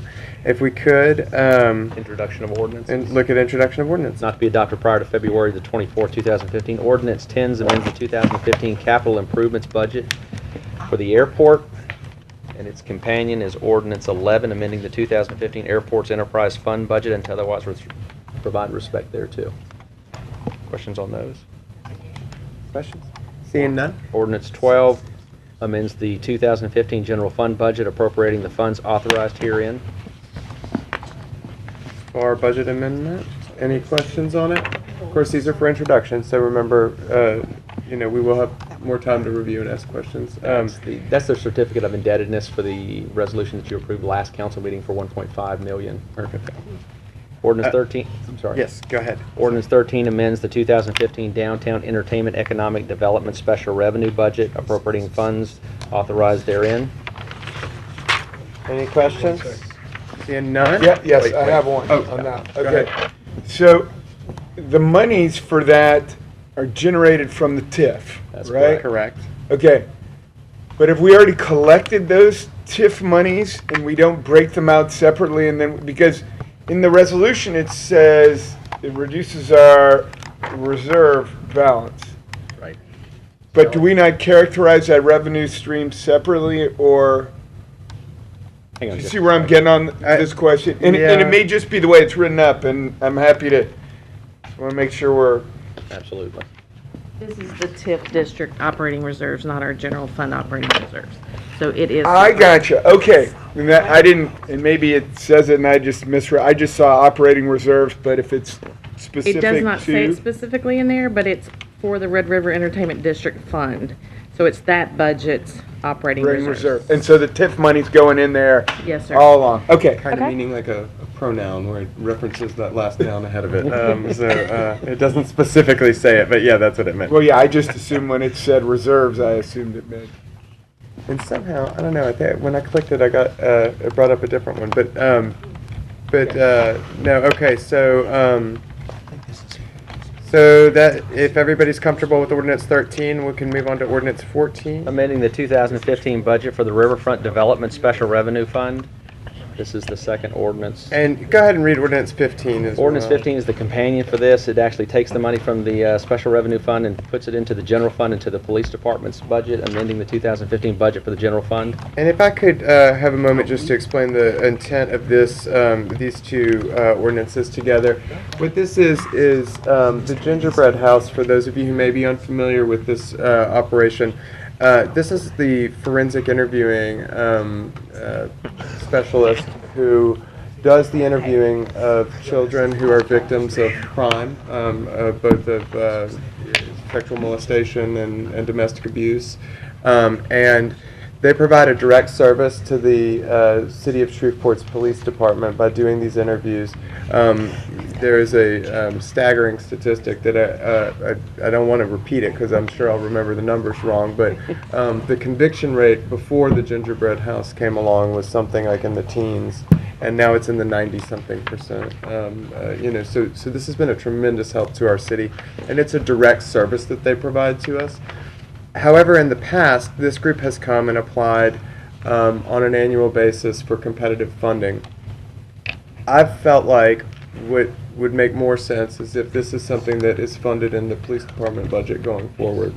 And it's because it is a direct service to the city as opposed to just a program we may like or something that we think is positive. This is something that's directly helping the city perform its services. So that's why I've proposed this change. And again, we have a few weeks to discuss it, and I'm happy to provide additional information. But just wanted to give everybody a little idea of where that's coming from and what the intention there is. Okay, so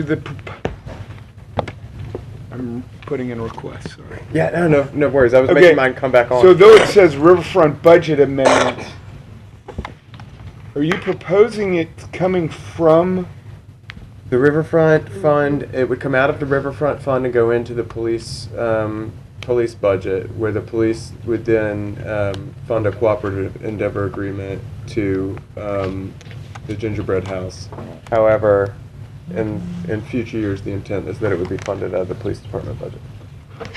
This is to be taken out of the same money that goes to nonprofits, $150,000 or whatever it is.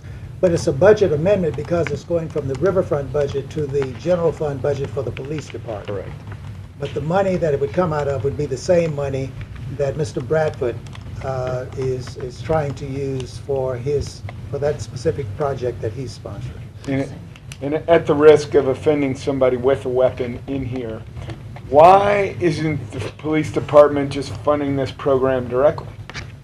I think that's the intent going forward, is that I don't think that they require a direct payment for their services, but. Because like the Johnny Gray Jones is another project that I think is funded directly.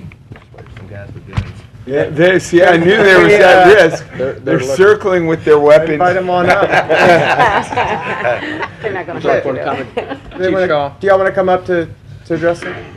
Target practice, right? They're gonna hurt you for that. I mean, they have a 50 million some odd dollar budget. If they can't spare 20 grand out of there, We a little shy. don't, we don't have additional funding to fund the gingerbread house. Therefore, you add the funds, you want to fund it, I mean, the money's got to come from somewhere outside of our normal budget.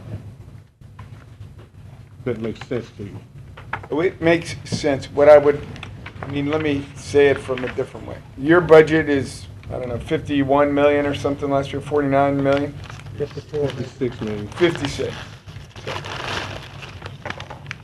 And in that 56 million, there's not enough of a priority on $20,000 to fund this program. And my question would be, is it maybe you don't think the program merits it? I'm not sure. No, it's a great program and they do wonderful things, but we have other concerns and issues that we address through our budget.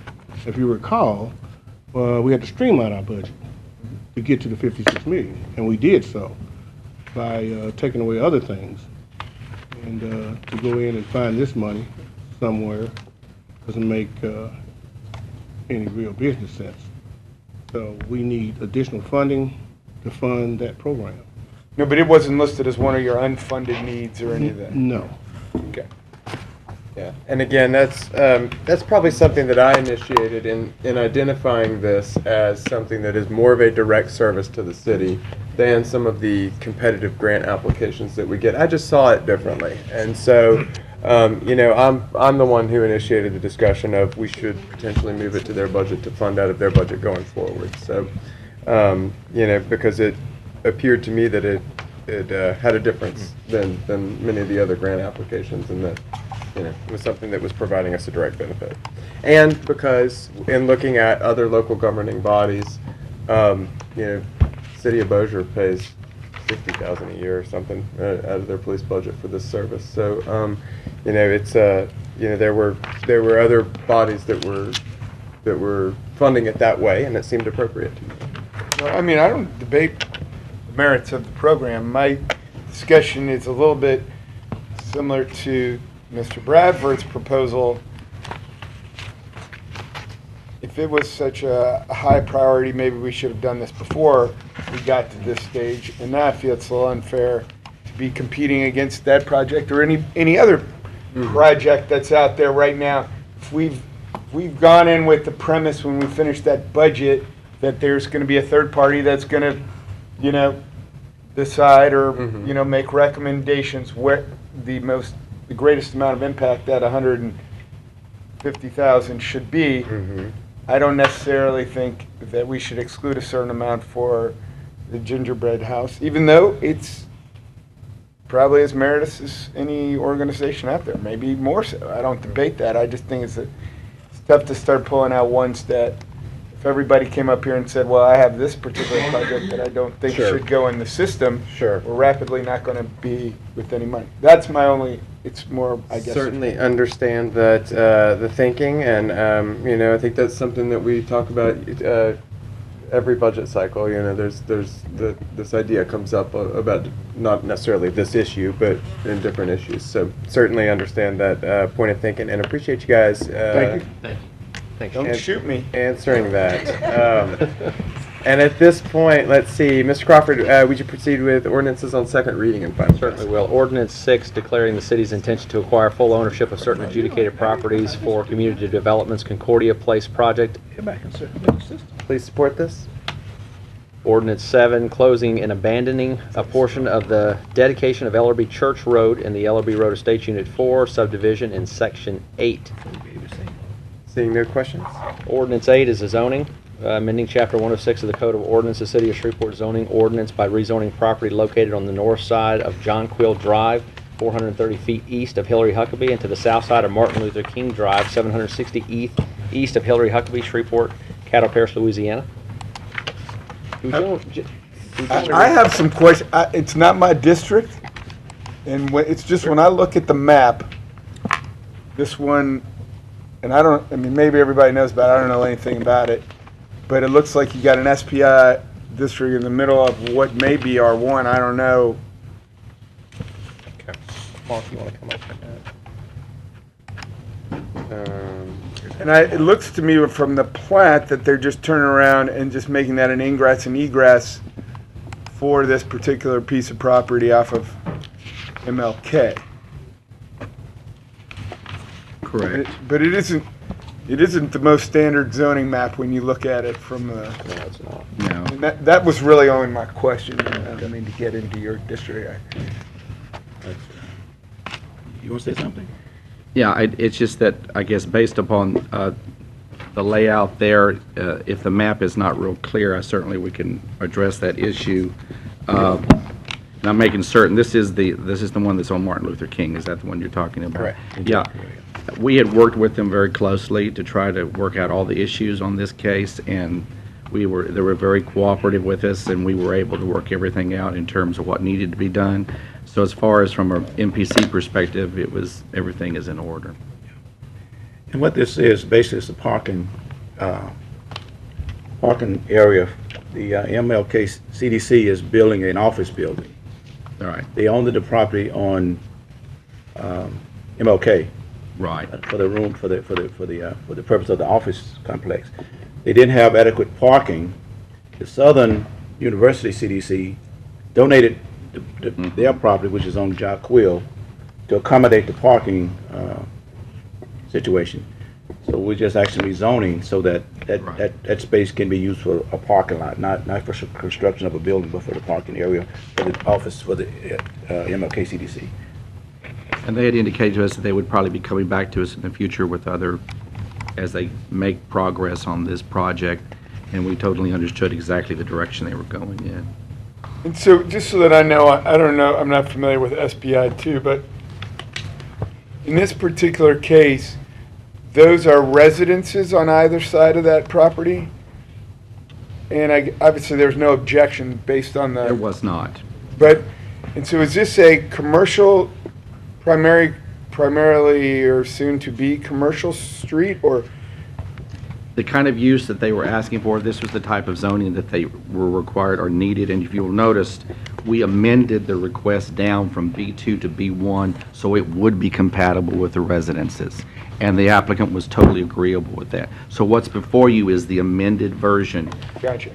That helps, because that way it's more of a nice approach in terms of buffering against the residences. I want to pretend that I'm not particularly interested in this. I am interested in this. But I am very interested in another property that has some of these changes in zoning, and that's why I'm really asking my question, because I don't want this to be construed as inconsistent with the Circle K issue, obviously. Right. So in this case, that small sliver is really though it says in red R1H to B2 SPI2, Right. it's really a B1. That's correct, because this map was done with the original case, and that's why the map is still saying that. But when you look at the staff report and the actual measure that was taken by the MPC, it says down here that shall be required. It says basically that it has changed the amended zoning to B1 SPI2. So for the record, that has been changed, and the applicant is totally in agreement with that. Okay. Thank you. So we had the same concerns when we initially saw that zoning. We knew that's not going to fit in there quite right. So. Okay. Okay. Copy. Thanks. All right. Any other questions? Seeing no other questions on the Ordinance speaker 9. queue, I think we will move on to zoning number 9. Ordinance 9, zoning C315, amending Chapter 106 of the Code of Ordinances, the City of Shreveport zoning ordinance by rezoning property located on the north side of Rutherford Street, 300 feet west of Fairfield Avenue, Shreveport, Caddo Parish, Louisiana, from SPI1, Highland Urban Conservation District, to B1 Buffer Business District with site plan approval.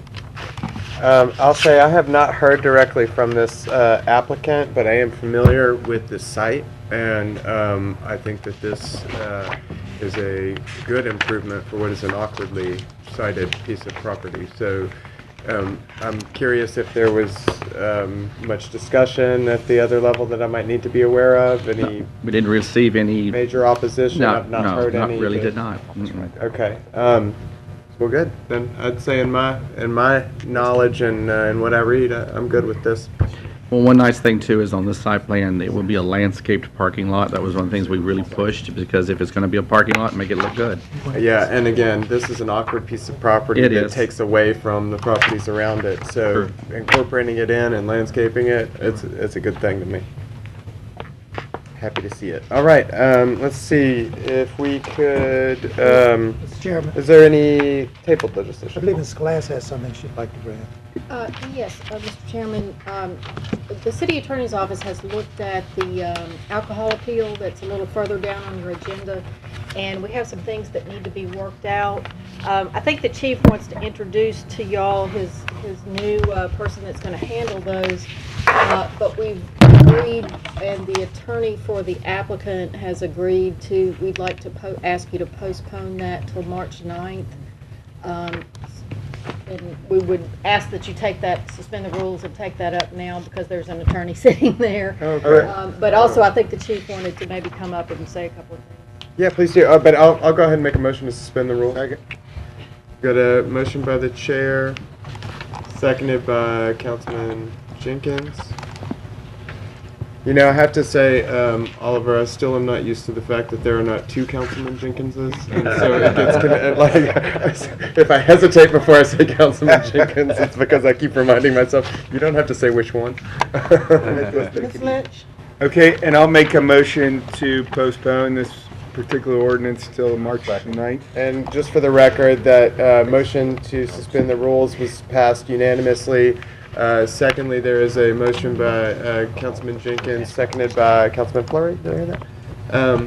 To suspend this appeal to the 9th, March 9th. Mr. Chairman, for the record, the appeal is for Raceway number 6732, 221 East 70th Street. Thank you very much. And if everybody could cast their vote, looks like I'm still waiting on Councilman Bowman.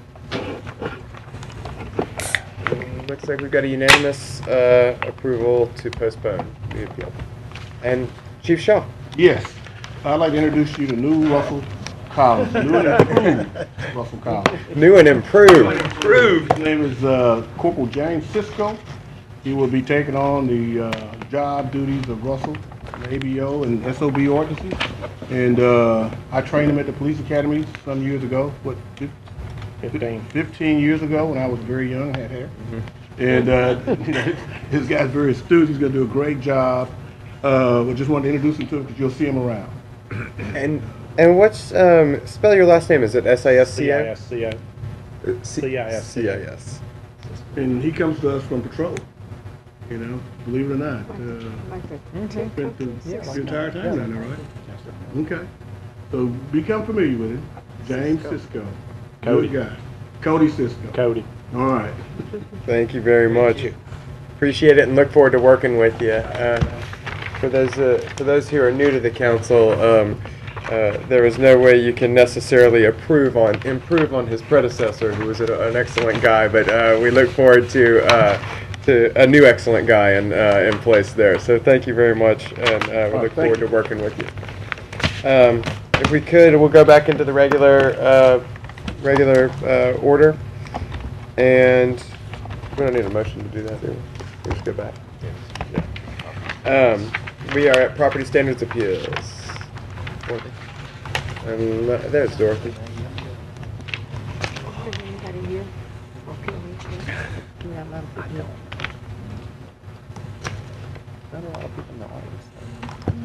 Good afternoon. Good afternoon.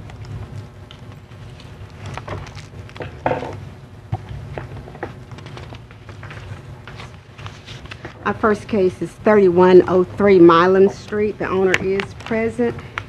He was to do some rehab to the house. He placed windows in. He covered up the portion that was open.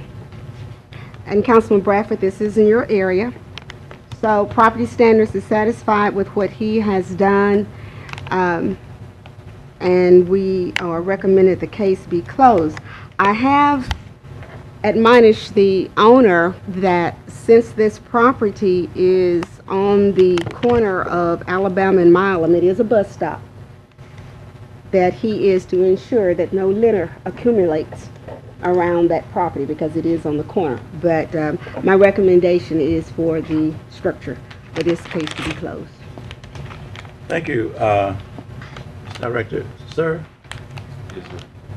I appreciate your good efforts. You promised us that you will, in good faith, move forward and rehab in this area. And you satisfied the director. If we pull this, I mean, how are we to know that you will continue with your progress? Well, I have interest in doing more to the house or whatnot myself. I can just basically give you my word. I mean, you know, so far as you knowing personally, I wouldn't know, but basically, I do want to do more to the home because I have an investment in it, and I want to get it out. I don't expect having the home for long, but I want to do more to it so I can sell it and make it look a little better. So, Ms. Ferrer, you're comfortable with the what is happening, what's occurring here? Yes, sir. Madam Chair, I move that we will indeed adhere to the recommendation of Sam on this. Motion. Second. Okay, so it's moved by Mr. Bradford and second by Councilman Jenkins that this matter be closed. All in favor, please vote.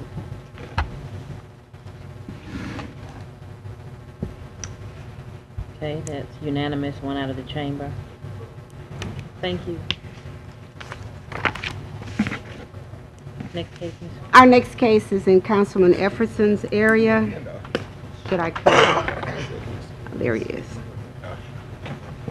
Mr. John Smith, who is the owner, he is present. Smith? We had this case 30 days ago. We had continued the case. Mr. Smith stated that he wanted to try to sell the house. We were pursuing demolition. Mr. Smith said that he would try to sell, and he is here today to give you a status of what he is trying to do. I will inform you that whatever decision that we decide to make, he does have 30 days to continue trying to do as he is trying to do as far as selling it. But he's here, so I'll let him. I'm sorry I hadn't had a chance to get this property sold. This is a short time frame for me. Still working with a couple other people and to get it sold. And I don't have the money to repair it, so you'll have a little more patience with me. Well, what have you done in the last 30 days? What I've done in the last 30 days, well, I've been here since 10. Before that, we tore down the back, the shed that was in the backyard. Yeah, no, I mean, since the last time you were here. So I guess that was it That's 10, 15, 10? 10 days. 10 days, 10 days. So have you had any a couple progress? people come by and talk to me, try to get them interested in buying the property. Hopefully have a couple more. So you're just self-marketing this property to general prospects? Yes. Now, did you talk with Dorothy about any potential buyers that she was aware of? I make no secret of this. There's a couple of people who frequently buy properties that are on the demolition list that do quality rehabbing work on them. Dan Markelis is somebody that comes to mind that I know has done a lot of stuff in that area. I mean, have they been put in touch or any? No, I've tried to contact Dan, and he is a good person. I have not been able to. I have left a message for him, so I know he is working on one right now that we had. Yeah. So, and this is a potential one for him, but Yeah, I have his not plate may be full, but he does good work. Right, but have not been able to contact him, but have left a message. Okay. So that's where we are now. Well, here's what I'm going to do is that, I mean, we're going to be at a stalemate forever if we just keep saying wait. So I am going to recommend that we uphold the decision of property standards. But stick around, and I do want to give you contact information for this, for this individual and/or some other ideas of people you can talk to that you can get it sold quickly. I really do not want to see this property demolished, and I really don't want to spend taxpayer dollars, tearing it down, which will then be billed back to you. It's a shame. I don't want to lose it. It's got a lot of historic elements to it, and I really don't want to do that. But at the end of the day, we got no other way to light a fire under it than moving forward with it. So I'm going to make that motion that we uphold the property standards decision and move forward with demolition. Second the motion. Councilwoman Lynch. Thank you.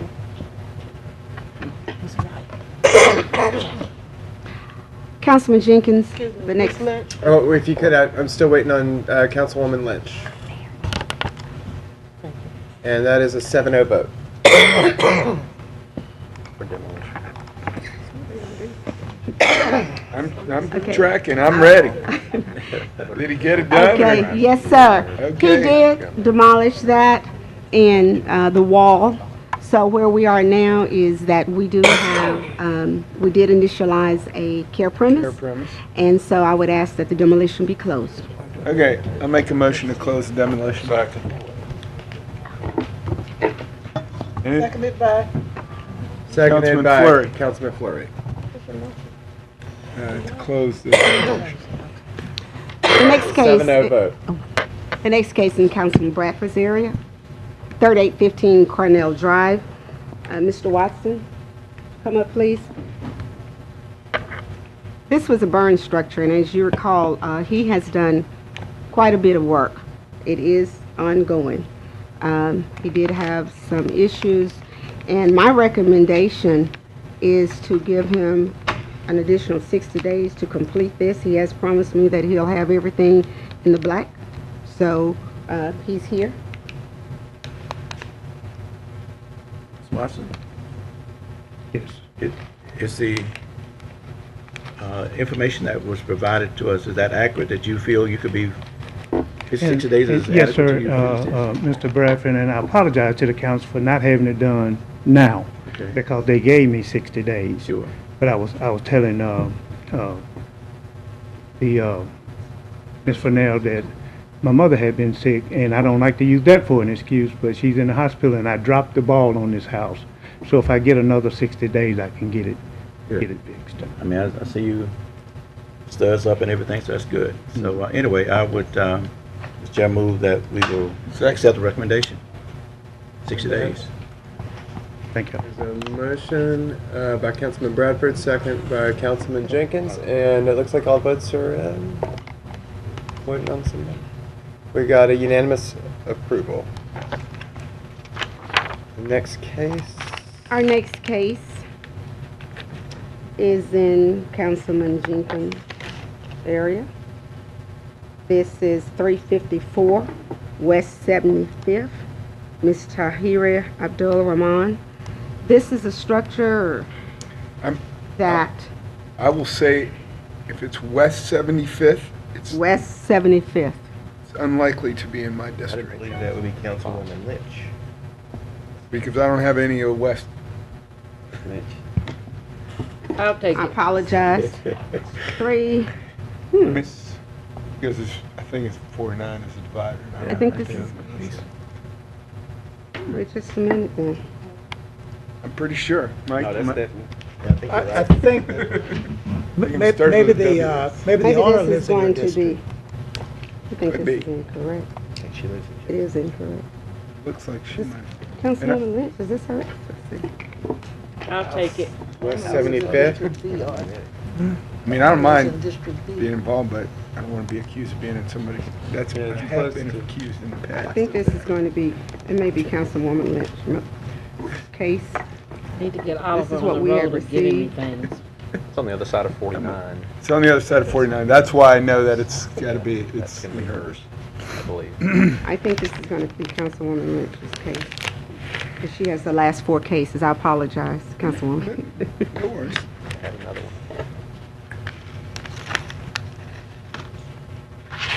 Okay, this is a structure wherein As you can see, the asbestos has been removed. This property was cited for demolition. It needs the eaves and the overhang are deteriorated. The north side of the rear part of the house, there's the seals are busted, the beams are broken, it is deteriorated. And a lot of it you can't see because we had started demolishing this structure when Miss Ramon purchased it. And when it was purchased, we had already removed the asbestos. She has begun work on it. She says that she can have a portion of it done. I am requesting that there's a lot of things to be done on it, as such as replacing the beams and repairing the joists and some other things. What I'm asking that we give her 60 days to monitor her progress, allow her to do the beams and the floor joists. I would also request that she gets a permit because I believe she's been doing some work without one and the permit needs to be issued. I'd also like to bring attention to the fact that she purchased this property after we had removed the asbestos. There's a $1,350 charge. We did have the owner, the previous owner, to sign an affidavit, and we will be going after the owner as it relates to the affidavit that he signed to get to reimburse us for the removal of the asbestos. But as far as Ms. Tahira is concerned, we are willing to give her 60 days, come back, and we'll monitor it, her progress as she continues, and then we would be willing to give her more time to continue. Mr. Chairman, Yes. how will all of the parties, including the council, know whether she's made enough progress? Is there some schedule? Well, I think that may be a question that's already going to be asked. We do have a couple of speakers queued in, so keep that in mind. I've got Councilman Corbin and Councilwoman Lynch scheduled to with questions or comments. Councilman Corbin? And Ms. Farnell has already partially answered my question. My question was, does the debt for the work that we've already done transfer to the new owner, and how that works out? Because it just seems odd that we can be in the midst of demolishing a house and then it sells. But obviously that's happened and it's all legal. But somebody's got to pay that debt because the citizens have expended money on this. Yes, sir. And he had come in, the previous owner had come in and signed an affidavit for us to demolish the structure, including the removal of the asbestos. We have a signed affidavit. When he left our office, somewhere between the time that we were doing our final inspections and preparing for it, he sold it. So we had to send the new owner a 10-day notice. And because the asbestos cost is associated with the demolition, and we filed that at the end as a lien against the property if it's not paid, that's where we are now, because it wasn't filed, because it was going to be attached to the demolition. We was not aware that all of this was going to happen. So yes, a lot of them do sell like this. Councilwoman Lynch? So my question is that a loophole? Is that a loophole that needs to be closed? Like once it's gone through the council and all of that, or they've signed off to have it demolished, that the properties can't be sold? I think it's their private right as a private property owner. You know, like, I mean, I don't think, we might be able to do something to slightly discourage it, but I don't think we could prevent it from happening because I think that's part of their right as a private property holder, if they can sell So it. you're It's just saying- that if they sell it, you know, but that's why we would get an affidavit signed, that's why we would, you know, it's gonna transfer to somebody, and so, you know, obviously that can present some legal issues, like if Tahira hadn't been aware of what she was purchasing, and if there were contingent liabilities that came on it. I mean, I hope that you were aware that there was a demolition scheduled on this property and that you knew that, but some purchasers may not have been, you know, and so there's a, you know, there's situations where certainly there's a difficult. Well, one of the things, Councilwoman Lynch, is this. Normally, when there are bills, we file a lien against the property. So we're ensured with that there is an opportunity for us to get our money back. But in this case, as I said, had the lien been filed, it would have transferred to the new owner. It was not, because it was a part of the demolition. That process that happened here, that occurred, is at the final stages of demolition. So we thought when he signed the affidavit, we were getting ready to demolish it, so there was no problem, but he sold it. Okay, so on those, can you go on and file it like as soon as they sign it, just in case? The lien? Yeah. Not until you've expended the money. Not till you expended the funds. The work hadn't been completed. Oh, I see. Yes, ma'am. We have to wait till the work has been completed. Gotcha. Okay, so back to the question that Mr. Thompson was asking. What's the schedule? The schedule is 60 days for the replacement of the support beams and the joists. There were 4 that are rotten really bad. So we're asking for those to be done first. And if there is enough time, if she finishes that within the 60 days, she can start on the deteriorated eaves and overhang. But that's what we're asking for the first 60 days. She'll return. We'll look at progress and then give her more time to finish up everything else. All right. Thank you. Yes, And ma'am. I've got Councilman Bowman is the next one I have scheduled. Well, Mike Axton got the question that I need. I'm sorry. Okay, no problem. And Councilman Brett. Thank you, Mr. Chairman. My question, Mr. Wells, would be to Ms. Tahira. Ms. Tahira. Oh.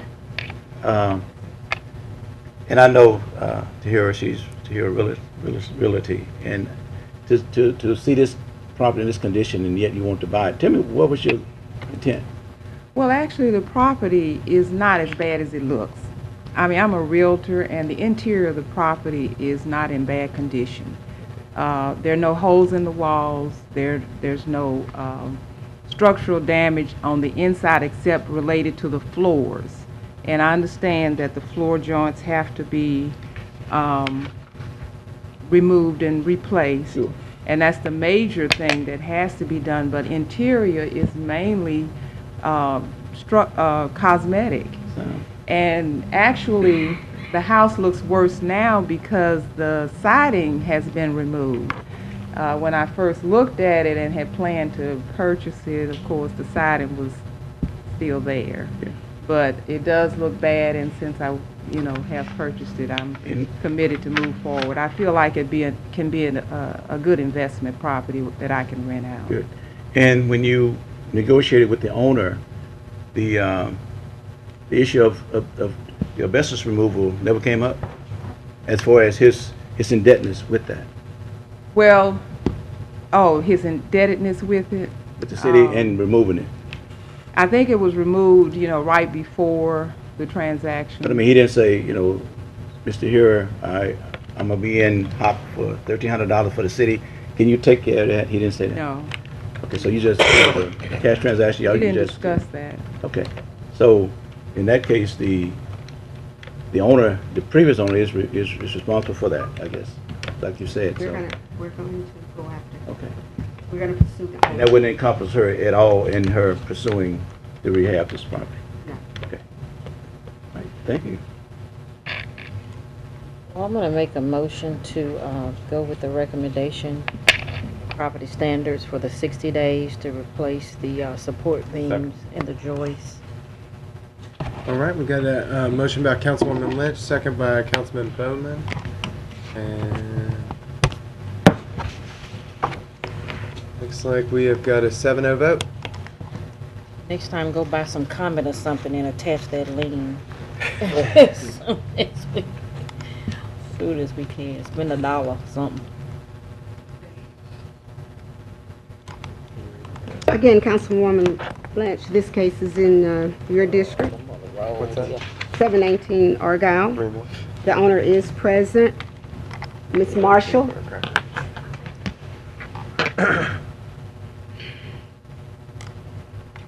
This structure has a lot of deteriorated wood. You can't tell it from just looking at it here, but there is, especially the floor joists and the seals and the beams. Miss Marshall purchased this property. She does have a contract. I have seen the contract with Wilson Contracting Services in Homer. They're ready to begin on the rehab of the structure, which is to begin on tomorrow according to the contract and according to the fact that when they get their permit, no work is to begin without the permit being issued. So I am willing to, I want to give her 60 days so that we can monitor it. If after they have completed some of the things that I have requested, which is, she does have a listing of all the conditions, Councilwoman Lynch, which encompasses all the rotted wood. A lot of this is on the inside, a lot of this is the floor joists, a lot of this is the seals, the beams, and the deterioration that goes along on the inside. There is suspect of termite damage, so we are asking for that to be done first, in the first 60 days of the remodeling of this property. How long does it take to get a permit? Owner. How long does it take to get a permit? Probably about 10 minutes. Oh, okay. It's just a matter of walking across the hall. They're closed now, but if she come down in the morning, they can have one probably in about 15 minutes. Yes, ma'am. I have no problem with making a motion to uphold your recommendation, but I would like you all to check in 30 days. Check in 30 days. I mean, give it the 60 days, but Yes, ma'am. can you, okay, keep a close eye. Okay. So my motion is to allow for 60 days per the schedule outlined by property standards. That was moved by me. No. Sorry. Is it something we could do with the bulb? Can she spray paint or do something to the bulb or language, the words that's graffiti? The graffiti that's back on the wall, can we get that out of there quick? Yes. Quick. She is going to remove the graffiti. That's a part of it. I'm sorry. That's in That little shed back there. In the back. 719 Argyle is where we're at. Made a motion. Okay. Who seconded the motion? I'm sorry. Mrs. Commissioner Bowman, Bowman. thank you. I mean, I'm sorry, Councilman Bowman. He's got those young eyes. He's got.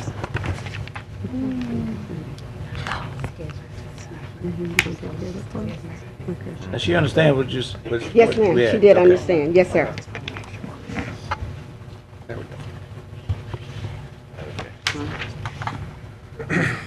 Mr. Corbin, please.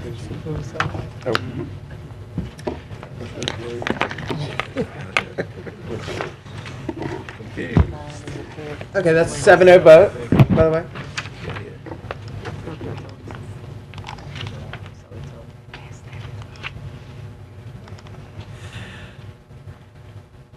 We can't speak today because one name's in that mouth. By the way, while we're waiting for the next case, I think what we've just received is there was a gentleman who had signed up with a public comment to speak regarding the presentation of the Caddo Parish School Board.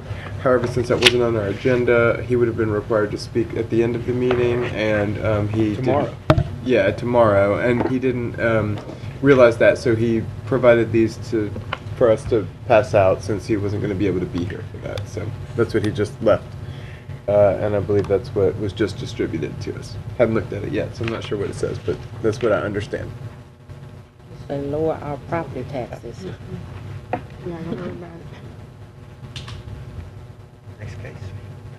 Are we ready? The next case is in Councilwoman Lynch's area. It is 618 Argyle Street, Mr. Robert Joseph. This house was first inspected in October. It did go before the Property Standards Board. The structure, and of course he did not appear. He stated that he went to another court, so he did not show up for that.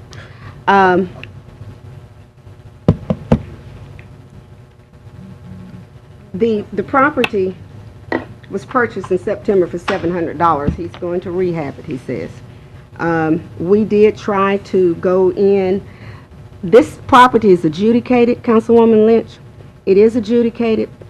We went to abate the property, and my contractor was told to get off of it because, and there's a lot of trash and debris there, but the owner has not done anything to the property since he had the property. He's been working on others. He is present. Mr. Joseph? What neighborhood is this in? What neighborhood is this? Not Cedar Grove.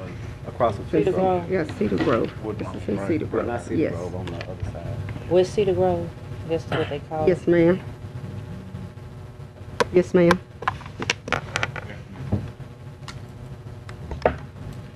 What's going on, Mr. Joseph. Joseph?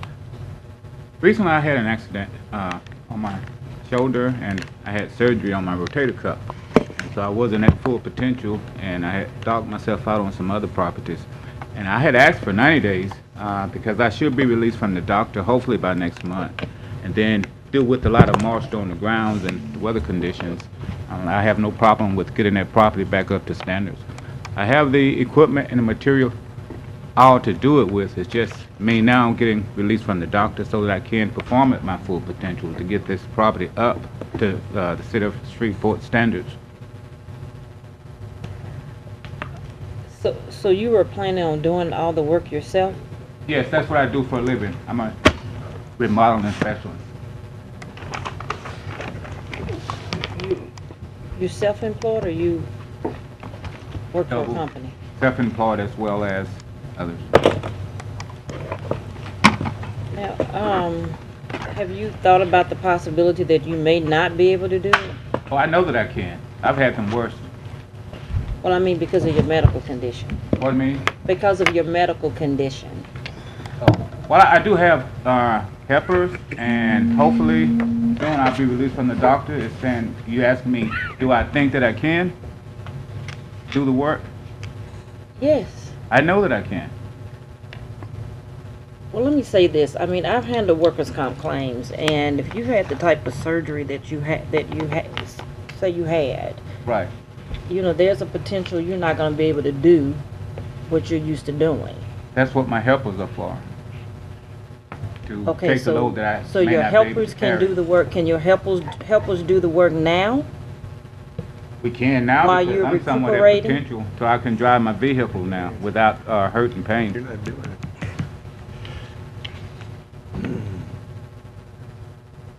Okay, what was your recommendation, Ms. Farnell? One thing is I wanted to pay the taxes that he owed to the city and the parish, which How is much is that? $421.23. You said Because the $421? property right now is adjudicated, and as it sits, according to our policy, we can go on that property and clean it up. As you can see, there's a lot of tires, there's a lot of trash, and there's a lot of debris. And so we have not been able to do that as far as structure. Did you tell them not to get off the property? Yeah. The contractor. I didn't see any tires when I was there. Well, they're right there, see? Those are the tires. No, that's not my property. Right in That's there. those neighbors. That's no problem. We can have that done. I see what you're talking now. That's the lady who was living there. Well, they're on your property. That's your Okay, property. So That's you're your saying to pay the adjudicated property taxes? Yeah, he owes for 2010 parish and 2013 city. Okay, and what's your other recommendation? And my other recommendation is, he said he can have a repair. I only want to give him, I'd be willing to give him 60 days since he said he could have it done. I'm not any longer. The property, So he said. he's not done anything to the property. Okay. He's absolutely not done anything. Okay, And let's do this. Yes, ma'am. Let's give him 30 days to pay the property taxes and to get the place cleaned up. yes, ma'am. Okay. And then the additional 30 days to do whatever you think needs to be done. So it's really 60 total, but the Yes, ma'am. initial 30 to pay the property taxes and to get the place cleaned up. Can you do that, Mr. Rose? Make it happen. All right, that's my motion. Second. Can you repeat that one more time? You said 30 days for him to pay the property taxes and then the 30 days to rehab. Right. I believe that the first 30 includes a care premise Care cleanup. premise. Care premise Get it cleanup, cleaned. okay. I mean, that's where I took it. Thank you. Mr. Chairman, he's to come back in 60 days. Is a 30-day benchmark first? Yeah, so the That's next, 60 days. but was there something that was required to be done within 30 days? Yeah. What? So is he to return his But does he 30 need to days? come back for that, or Let's just get a report. We can just have a report from Ms. Yeah, Farnell fine. Yeah. that the taxes were paid and So the 60 property was days cleaned out. up. So you don't have to 30 return days. 60 days. And- I'll make the report on and this in if- 30 days. If she gives a report that he has not paid the taxes in 30 days, what then? Might just mysteriously not be there anymore.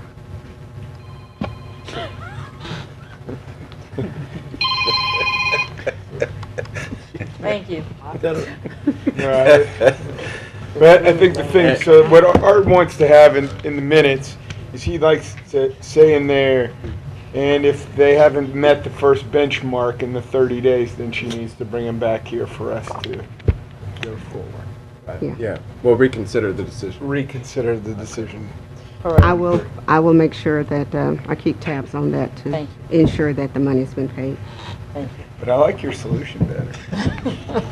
That could be the solution. Next case. The next case is a bill dispute. For the records, Councilwoman Lynch is very funny and humorous and says things in a jovial, joking manner. And not for litigation or liability purposes. for the city of Entertainment purposes only. Councilwoman Lynch, this is your case also. It's 108 West 86th Street. It is a bill dispute. This is the way the property looked. All of that, let me go back. The fence row, as you can see there, Wait, what? let me go back to the fence row. The fence row, right down the side there, that's the fence row.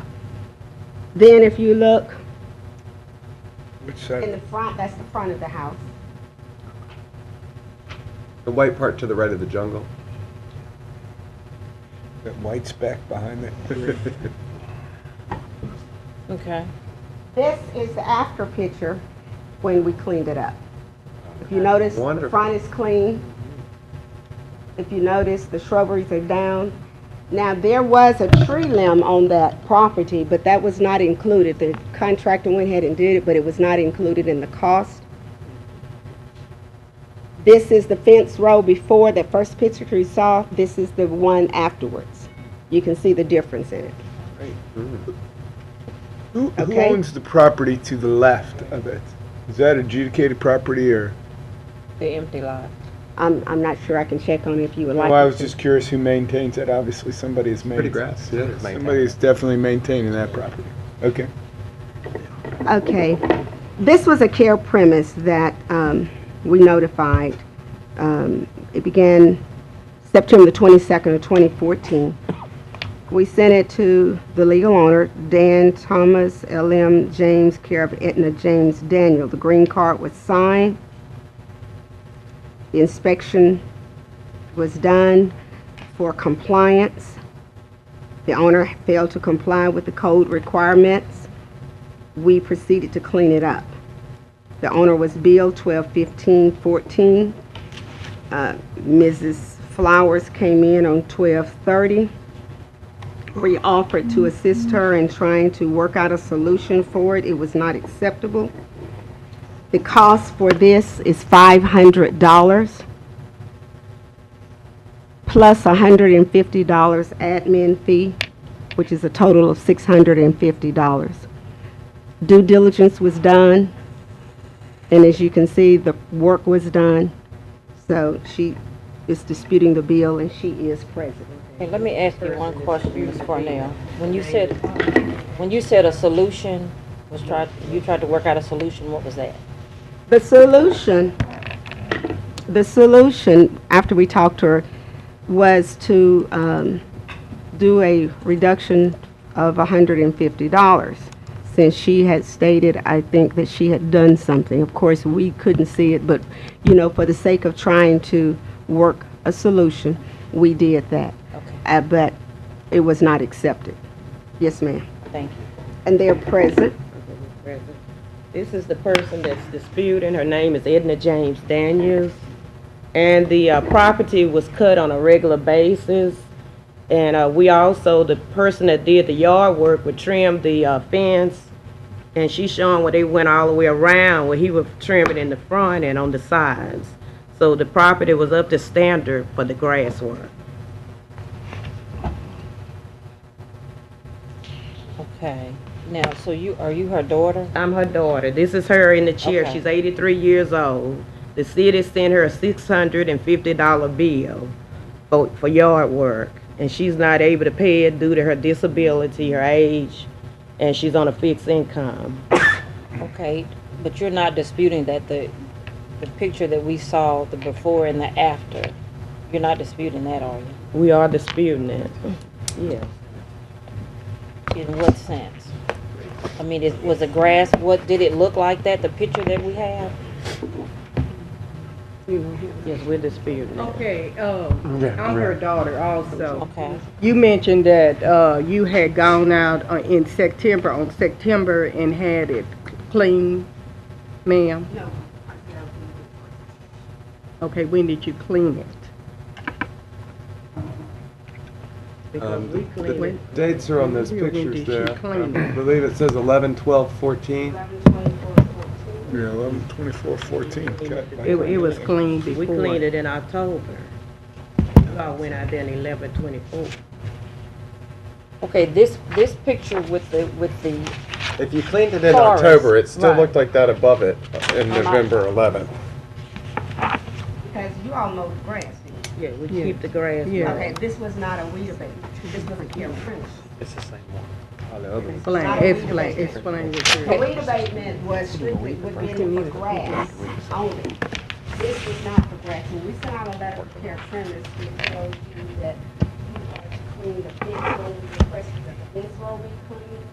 We requested that, cut the grass, clean the fence row, do the shrubberies, underbrush or overhang, remove all the paper and the plastic on there, thoroughly clean the fence row, edge the lot to the street, to include the ditch area, remove any limbs or anything around it. So that's the difference in a weed abatement. A weed abatement is just to cut the grass. And that was what the letter said. Let me ask you, this house is vacant? We didn't receive, that's what I'm We saying. did not receive I'm kinda, Hold on, ladies, hold on. Is this house vacant? Yes, it's a Yeah. vacant house. It's my mother's parents' house. and she's been paying the taxes, for 40 years, since they've been deceased.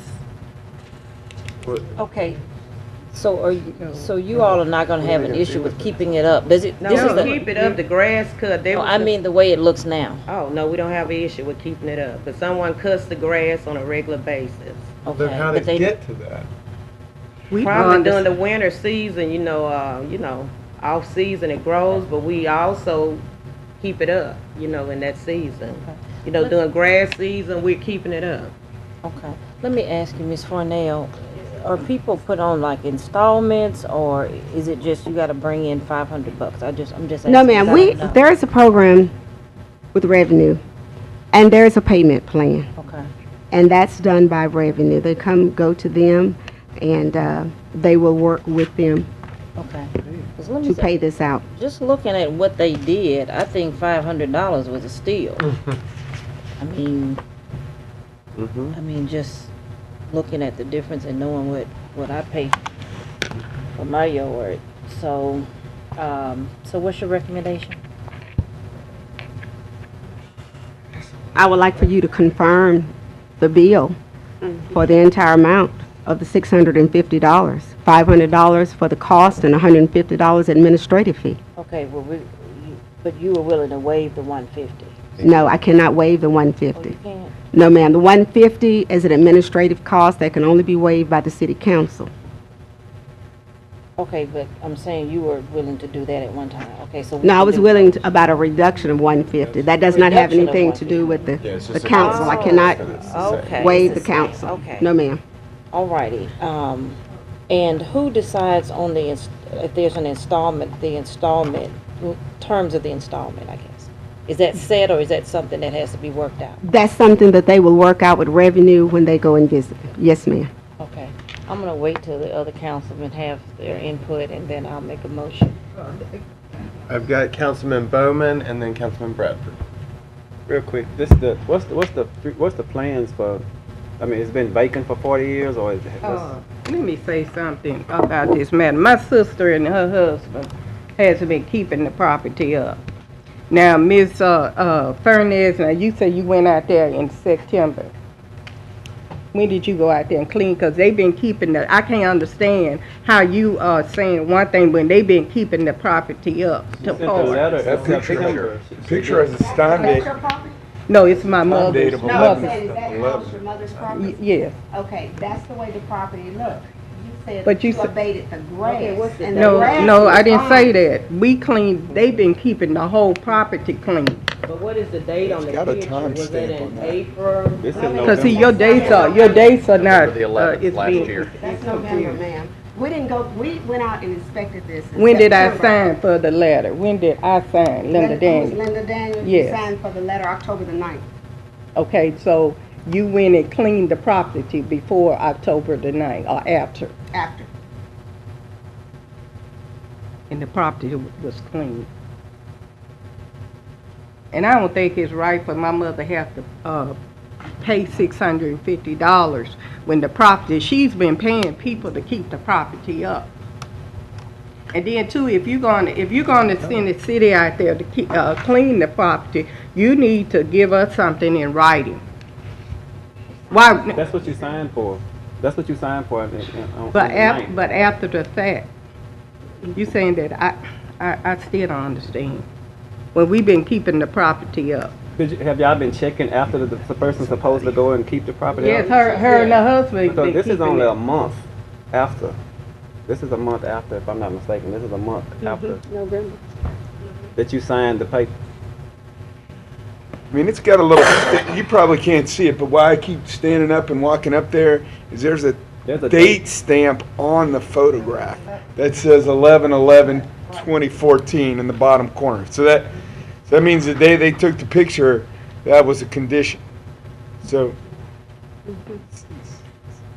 So what's going on Unless you're with, suggesting it's been empty for 40 years or what? One day, Do they have in the future plans or? It's our property with our brothers and sisters, so I don't know if they have any plans.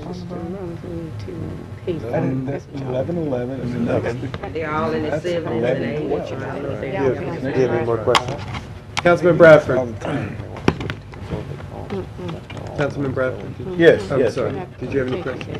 Yeah, at first I was very concerned about your dispute. You're saying that that property didn't look like that on the date that those pictures was taken. Well, the That- grass was cut. The grass was cut, but you're not disputing the shrubberies, the weeds and stuff on the fence. Well, the weeds been trimmed, you know, when the man do the yard work, he trims it. And he mostly trim it in the front and on the side. And I see, yeah, he Yeah, goes but I'm around. saying, in regards to that picture and the next picture is a day later, is that right? Yeah. The previous picture was 11/11, and this picture is 11/12. So, Okay.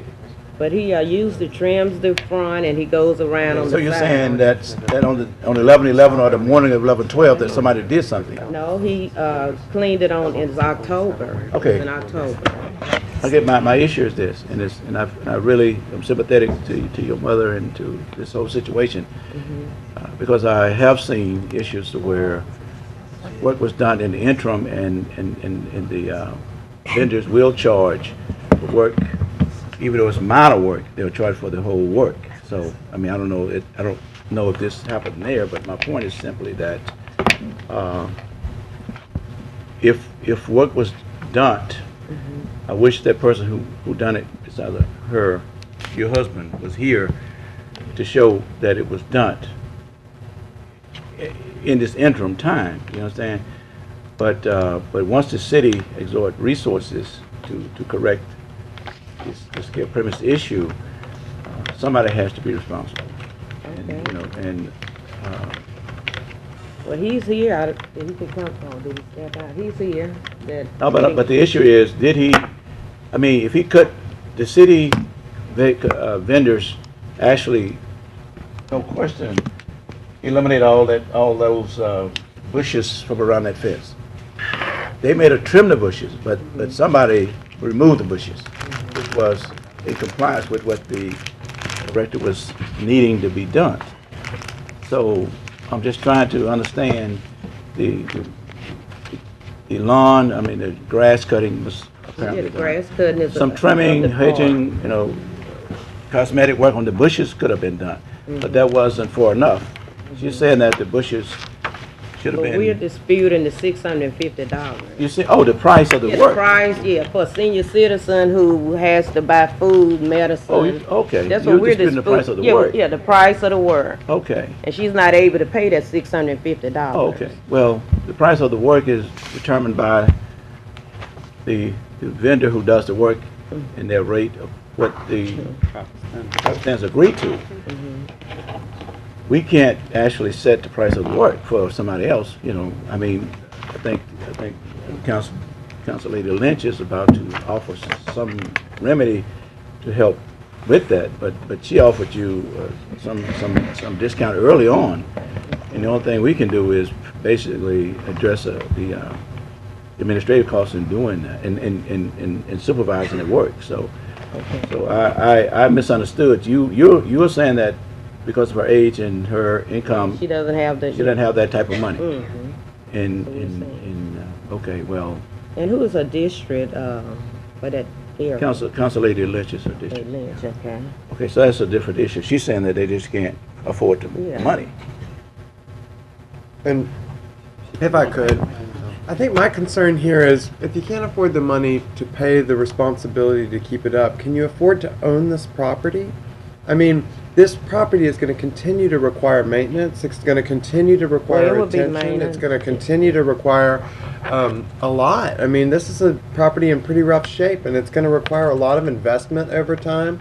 And if you don't have money set aside, plans in place already, a need and a desire to want to be back in this property, I mean, if you don't have those things in place, I'm concerned that really we'd be doing you a favor by letting this property, you know, become adjudicated or something. I mean, is this property valuable to you? Okay, let her speak. He says the property is valuable to you. You want to know if the property is valuable to you. Do it have any value? My father always hoping, you know, with the property, paid all the cash.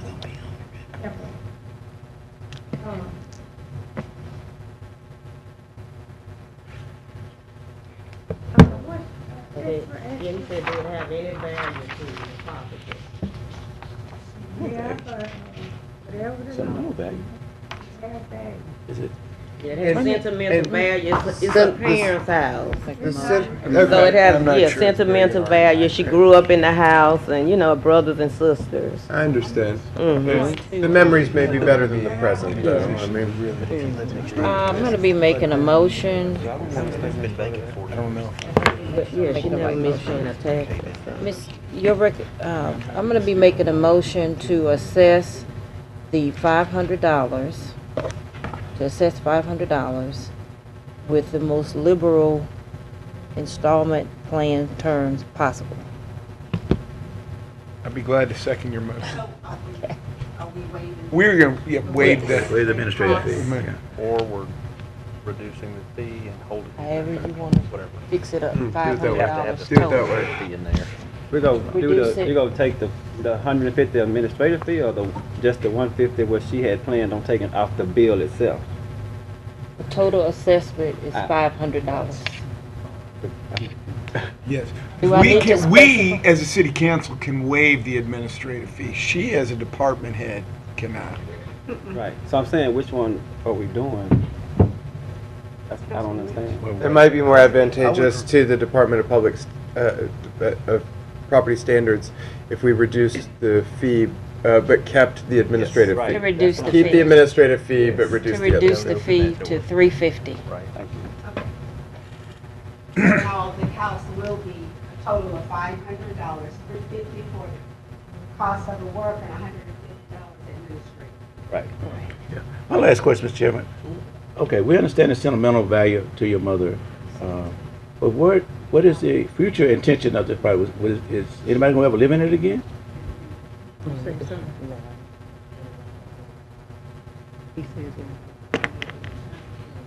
And while y'all are discussing, for the record, the motion was made by Councilwoman Lynch and seconded by Councilman Jenkins. Jenkins. Lieutenant Colonel. That's Lieutenant Colonel Councilman. Lieutenant Colonel Council. Well, we're gonna vote before she answers the question. No, I mean, I'm happy to vote right. I mean, I think it's a good question, but it doesn't. Yeah, we're happy to wait. Okay. For the answer to the question, if y'all wanted to. I'm just curious. The intent of that of that former home of your grandfather's. Yes, my grandparents. Yeah, I'm saying, do y'all expect anybody to live in it again? That's what I'm asking. No? I done lived in it since 6 years. So just holding on to it for memories. Okay. All right. Thank you. All right, and that's unanimous approval for the motion. Unanimous passage.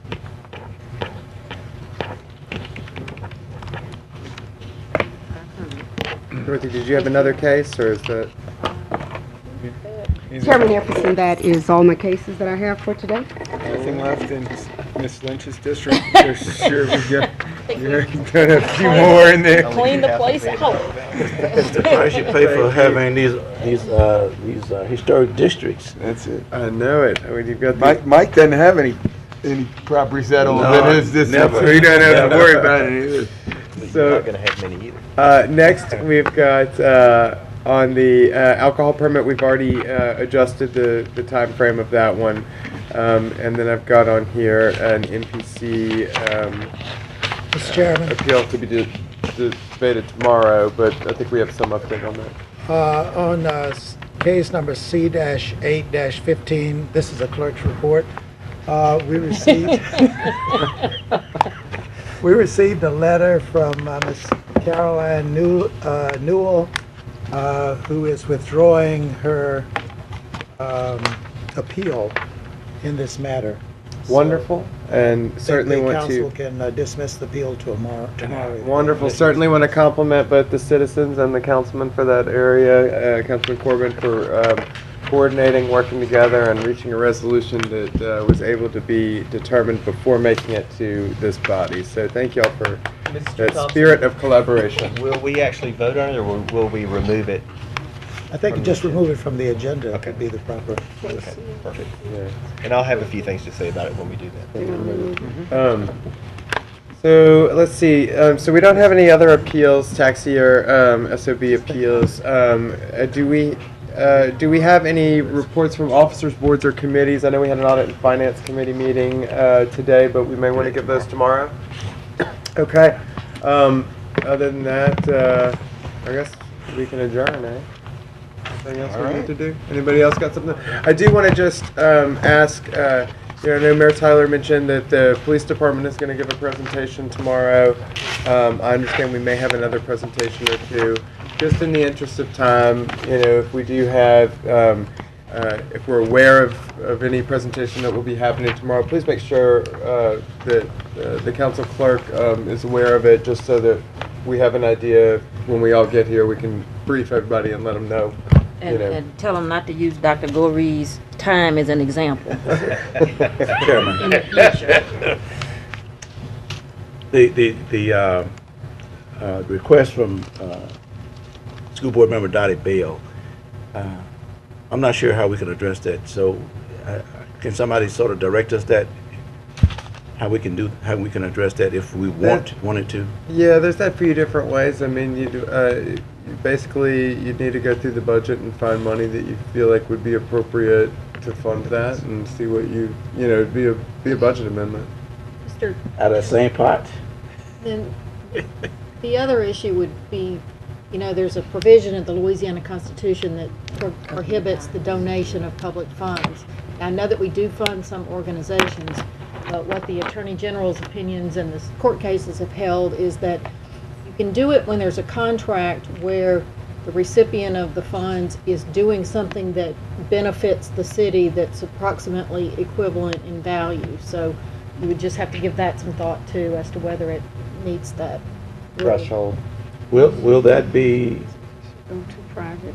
who would be the entity in which is making this request? We couldn't give money to the school board, could we not? I mean, it have to be somebody within the confines of a civic organization, wouldn't it? Well, it would be a contract, so it would be whatever entity, has the ability to enter into a contract with the city. Well, somebody help me with that. I'm not sure we can do that. Yeah, it may be something that the council staff can discuss with you a little bit more at length. But any other questions today? Chairman, you received a letter, and I don't know whether you've had a chance to look at your email, from the library. I did. I have not read it, but I did receive it. They are looking for a city council member to serve on their committee to find a new director of the library.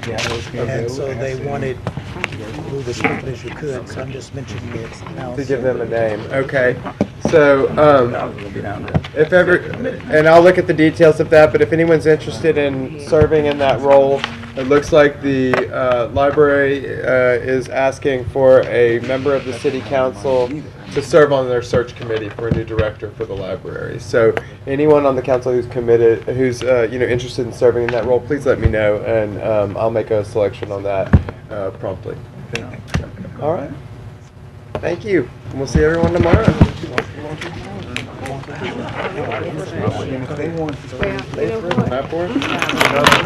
Well,